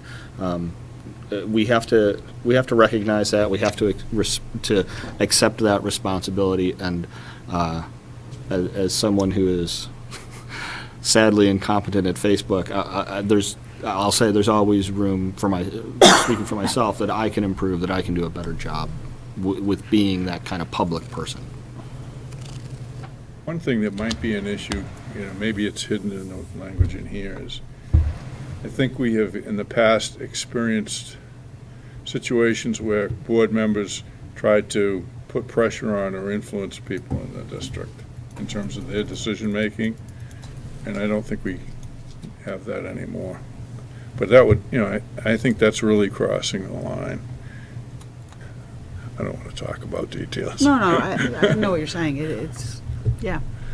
No, I think people's jobs were threatened in some cases, and I think we're going to face it again this spring, except that it's not a board member anymore. Yep. Well, this goes back to not acting, you only have the authority that is given to you by the full board, essentially. So having the board member as a role in public in terms of repeating what the actions were of the committee, kind of reporting out, not creating all new information, Right. nor giving too Reporting, much personal reporting information. out what has happened, not necessarily speculating on what might happen. Right, or reading into what happened, which is something that we have to be careful of also. You try to keep to what the facts are rather than maybe perception in that. Handling emails and other communications from constituents, we usually give that authority to the chair to reply. We certainly can reply saying, yes, thank you for your email. But if there's an opinion, we usually defer to the chair to do so. And I think we've done that over time, reinforced it. The chair speaks for the committee. If you see anything that is less than the chairman of the school committee says, then that is not the voice of the committee. And sometimes also what we've done, depending upon what the email has been about, is have a discussion on what the general verbiage should be, the opinion, the approach to things like that, so it's always consistent. So we've had that discussion. We've certainly had enough instances when, we agreed on what the party line was going to be, or if the party line was, we're not going to say anything. And to the best of my knowledge, everybody's done exactly what we thought was best, so. Yeah, you try real hard to do that. Tested enough times. And I don't know, I'm sure you run into this all the time. Why the public doesn't understand we can talk about kids and their names, I don't know. I mean, it comes up in every district about 5 times a year, and they still don't get it. It's so frustrating. And my response is always the same. What if it were your child? Does that help? It does. Every time. Well, variance of opinion there, but that's, Oh, yeah, that's I mean, the response is always, well, okay.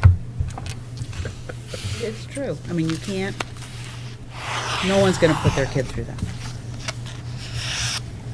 Chain of communications, pretty much currently, whatever one person knows, everybody else seems to know. This is really, I may need to change what this says. It's a nice way of saying chain of command.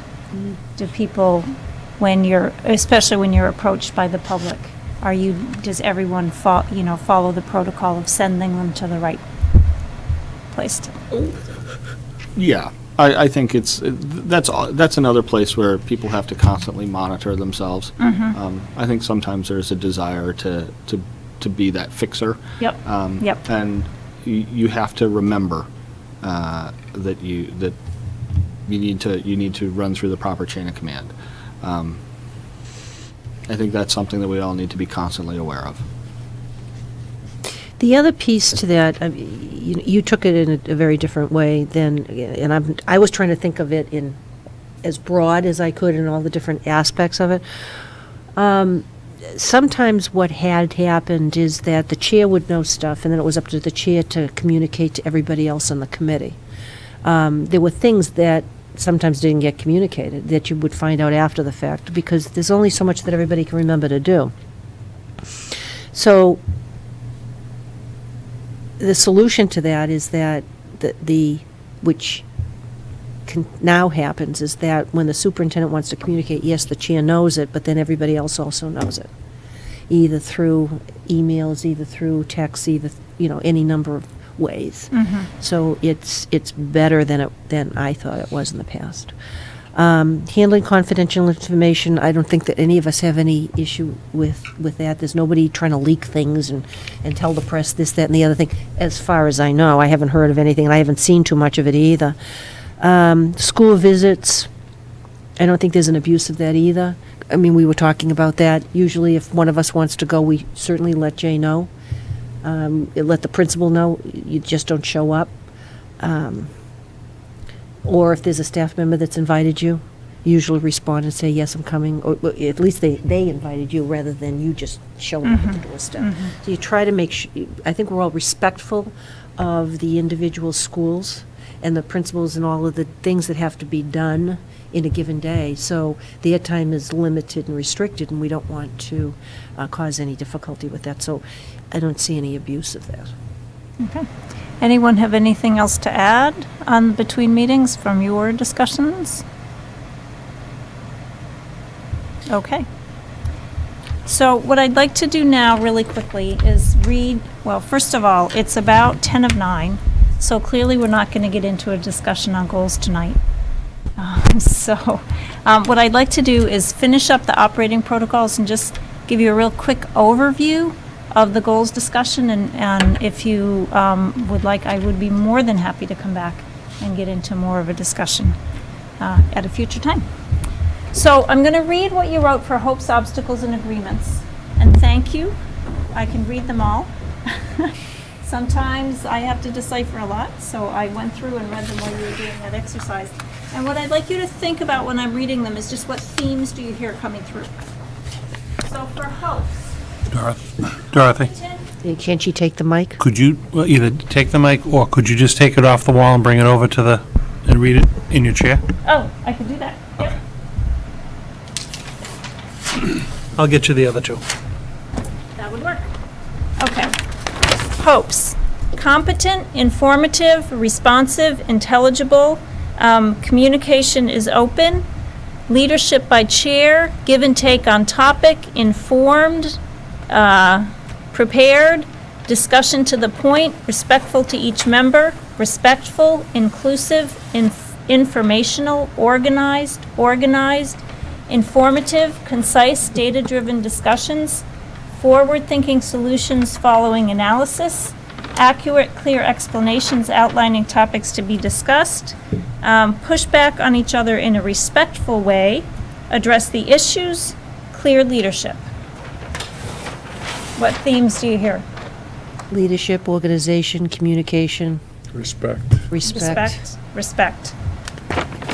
Okay. Obstacles.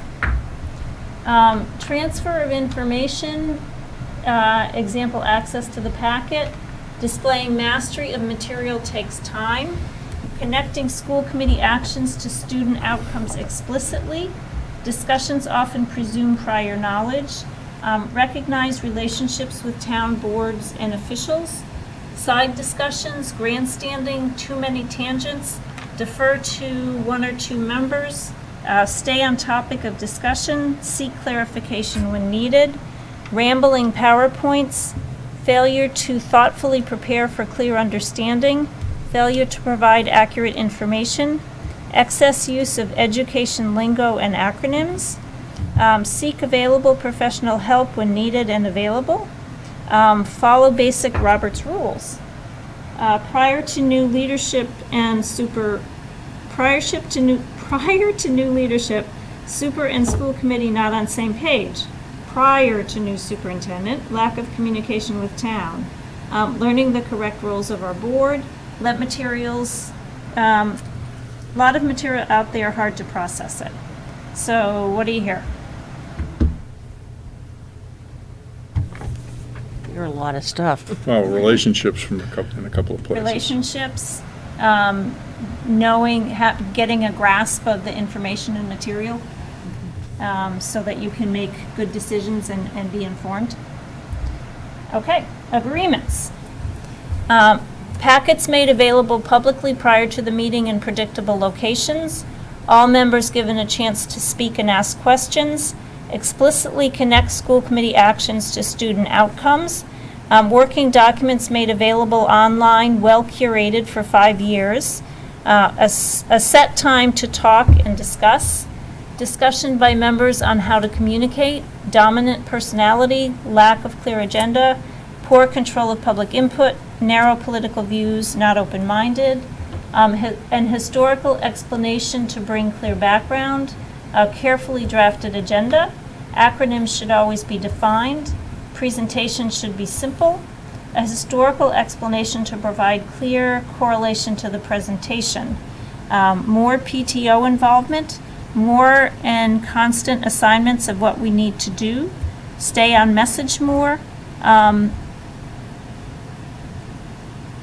Hear from elected officials more. Hear any themes come through there? It's a little confusing. Yeah. I mean, think there's there some was- that I might think have there been was on- one Yeah. set that Yeah, was on the might have been, wrong. That was on the wrong thing. Yeah. I'm gonna move. Although dominant personalities might solve a lot of problems. Okay, we need a few of those. I'm gonna move those ones. I heard a desire for the information to be available Yes. beyond just at the meeting. And to be clear, Yeah. And in several places. yep. And to be sort of set into context. Okay. Mike, just for my own sake, can you give me an example of like the, was there a particular, say, like a report or something being provided in? Well, there were a couple of comments about the packet being available, right? There was another one about a clear agenda being up there. And I had one about maintaining the information available online for 5 years. So kind of a constancy of the information. Okay. right before, during, and after the meeting is kind of the way I'm interpreting that. Okay. I think we've made tremendous improvements, or I shouldn't say we, tremendous improvements have been made with respect to some of these issues. Mhm. So, yeah, I think we're getting there. Well, there was a change in the packets, too. We used to have them brought to the house and handed to us, By a Right. police officer. which was a waste of time and energy on one hand, but it also brought it to your attention earlier. You know, it's like, Right. The trouble was, there were only 5 of them in existence, and so people couldn't see them before the meeting. Right. And but, yeah, Well, in some cases, we didn't have the capability at that time either to Right. do it. Right.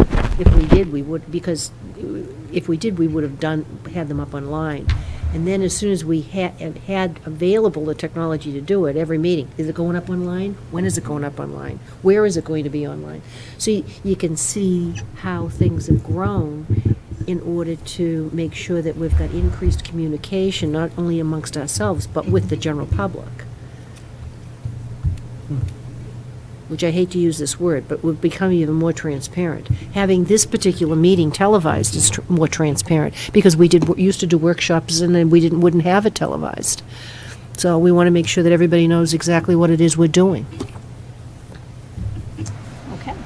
So we've talked around this idea of operating protocols. Now I'm going to get really explicit about what we mean when we're talking about them.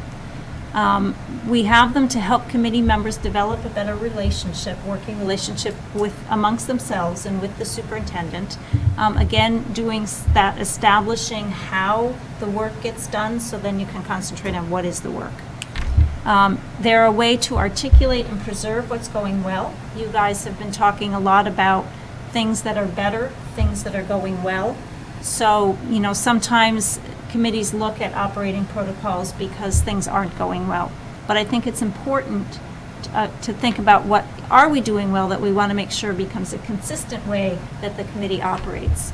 It can increase the efficiency of your work, again, because you've settled that how, and you don't have to worry so much. You're concentrating on what it is. And it helps you focus your energy and your work as a team on the students in the district. So sometimes people are a little bit leery of them. I'm not going to read through everything that's on this list, but I will tell you that when operating protocols work well, they work to prevent a lot of these things from happening. They allow good discussion. They allow principled dissent. They make information flow better and more consistently with the group. So they're not a way to try and make it too controlled. They're a way to make it more open and flowing. So this is just a list of the different things that protocols cover. And when we talk about establishing protocols, once you have them established, the way to use them effectively is to announce that you're doing them, to actually vote to adopt them, sign the document, put it on the website, be transparent. So everybody knows, it's clear. This is how this committee is going to work together. This is how this governance team, committee and superintendent are going to work together. And then periodically do a check-in. Use it as a little sort of mini self-evaluation. Are we doing what we said we would do? Are there any we need to pay more attention to? Are there any we need to tweak because they're not quite getting to what we thought? And I think one of the important things about having them written down is when you have them written down and you start to get off track, it gives people permission in a lot of ways to say, you know what, we agreed to do it this way. It's not an informal agreement where someone says, I don't know if I should say anything because maybe other people don't think the same way. You've explicitly agreed to it. And you can remind yourselves, remind each other, this is how we said we'd work together, so let's do it. So I'm going to pass around some samples. There's too many here, so you'll and I won't count them out. The first sheet is just random bullets of different protocols that cover the different topics. The second sheet, and then the last Sorry, Thank you. sheets are various samples from different districts. The first one, this district did a really nice job of underlining the key points in each protocol, so you can sort of leap to exactly why they thought it was important. The second one, honestly, I think people like because they put color on the page. But it's also, it's clear, it's open, you know, it's like, it's a lot of white space, it's sort of easy to read and absorb. And the third one I put in because it's a great example of bed, borrow, and steal. It's a set of protocols that this committee has had for about 5 years. And every year it gets adopted and look at different committees' protocols and find new ideas that they like and put it in. And also it's one that you can see that everyone did sign it and vote on it and put it into place. So typically at this point, what I ask is, how would you like to plan to draft your own protocols? Often what happens is someone or an ad hoc group will take responsibility for looking at the draft protocols, taking these things, putting them together with the important points, and coming back to the committee with a draft for discussion and adoption. I will take home these 3 things, and I'll take home your worksheets and type them up and collate them in a way that you can see the themes and get them back to you.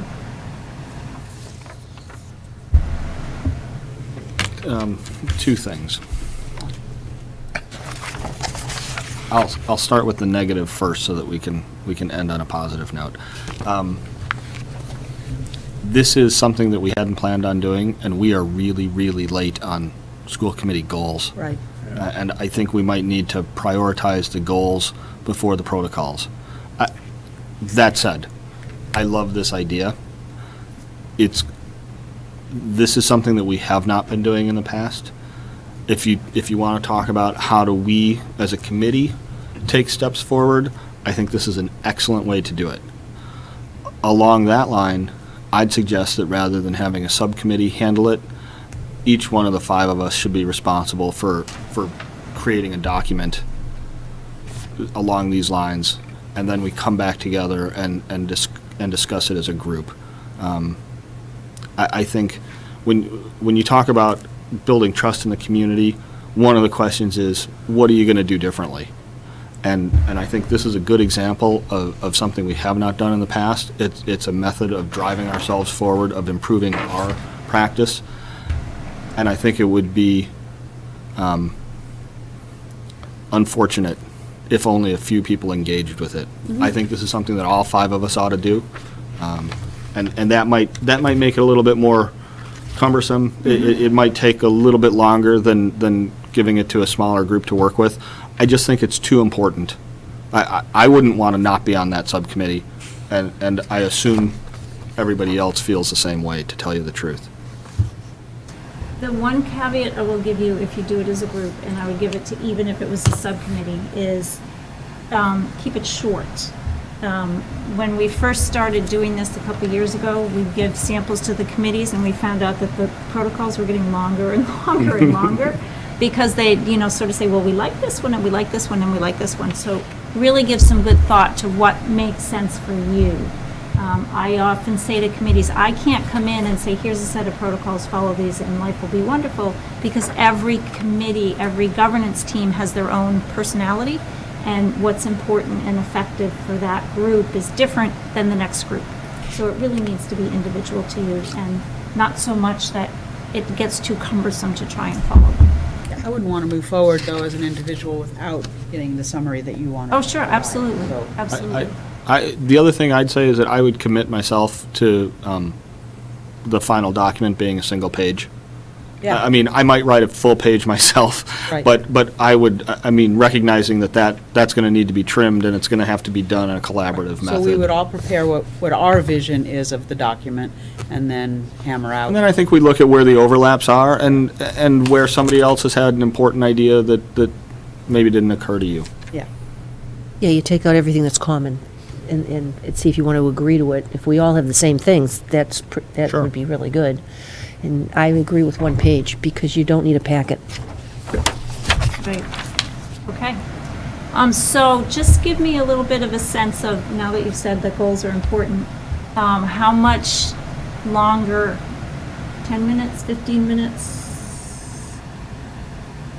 And how much longer are you willing to go tonight? I don't want to, Yeah. This would wrap it up for me. I think Okay. so too, and just because I think it's going to take another session like this, Yeah. Well, I mean, probably in to terms of, do the in goals. terms of my quickly just going, sort of setting the stage, do you want to just stop tonight and we'll set the stage the next time? Yeah, Okay, but that's okay. excellent. That's Yeah, I fine. mean, well, just the only thing being, if you could do it in a couple of minutes, just to give us a way to start thinking about it. I'll go through it really quick. So, and I'll also send you the PowerPoint tomorrow with all the goal information, so that what I go through quickly tonight, you can absorb a little bit more tomorrow. So we think of goals different than the old method of strategic planning with the, the binder that gathered dust. Being much more flexible, much more integrated and targeted. Instead of a whole list of goals, it's 2 or 3 overarching, not 2 or 3, 3 to 5 sort of overarching goals that are essentially targeted vision statements in different areas of operations that are important to you.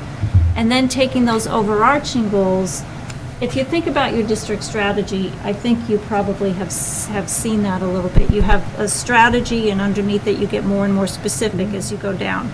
So the overarching goals span 3 to 5 years. Then you're thinking about SMART goals. What do we do this year that gets us closer and closer to our vision?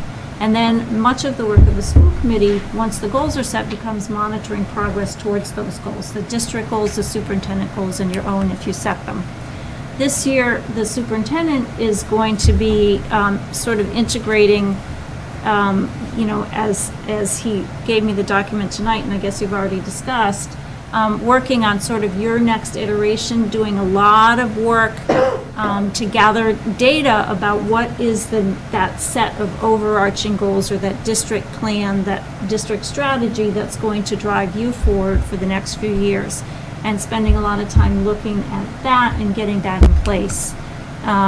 So at the same time that you're probably hoping, gosh, we've got a new superintendent, we're ready to roll, let's get going, let's make progress, he's also trying to step back and say, let's set the stage for some really important progress in the years ahead. So there's perhaps a little bit of a tug and pull between wanting to set the stage for good progress in the right goals, along with making progress this year. So you kind of have to be aware that there might be that tug and pull. The goals, once they're set, really frame and structure your work.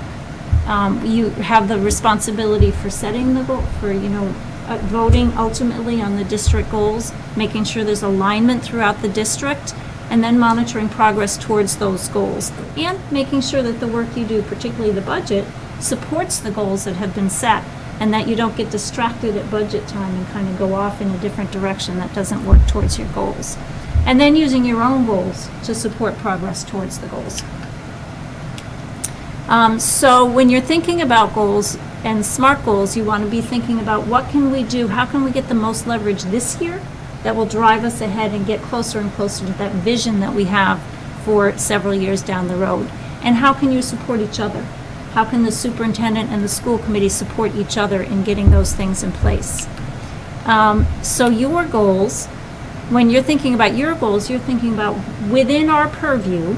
And I looked at some of your past goals. They're definitely within your purview. Sometimes people try to sneak a bunch more on the superintendent by what they said.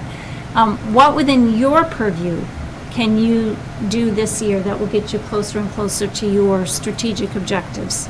And how do you articulate those as SMART goals? And then that's what, an example of a SMART goal. So when you're thinking about your goals, you're thinking about, are they aligned to the district goal? Can I see that path back to the district goal? Are they rigorous? Does the work that we've outlined make sense to get us to the goal? And is the number of goals reasonable and appropriate? Are you being too ambitious about it, or have you set reasonable goals for yourself? I must be because I'm far away from that. Because it doesn't usually double click like this. So then, after you set your goals, then, I referred to the year-long agenda, taking not only the presentations that you get regularly throughout the course of the year, but taking your goals and saying, okay, so we have our key actions and our benchmarks. How do we make sure we feed the presentations and the agenda items, feed those on to presentations and agenda items to make sure that we're constantly monitoring our goals throughout the year. And even in so far as the superintendent's goals, then once, hopefully, when you get to the end of the review cycle, and the superintendent, instead of handing you sort of a portfolio for the first time, you're getting the data and saying, oh yeah, we've monitored that, we know all that, we're familiar with all that by the time you get to the evaluation. So that was the quick and dirty introduction to goals. Any questions? Okay. Well, thank you very much. Thank you. Thank you, Dorothy. You were collecting these sheets. Yes, yes. Thank you very much. Oh, you're very welcome. I don't either. Maybe the other people will have to play it. Would you like me to reach out to you maybe tomorrow and just, do you want to let me know perhaps some other availability over the Yep. next month or so? Yes, And we can just try to schedule another session. yep, yes. That'll work. And I will get, by early next week, I'll get these to you because I will actually be taking a few days off. Good. Good for you. No, that's awesome. Officially adjourn your meeting? Yes. This isn't going to be very, we talked.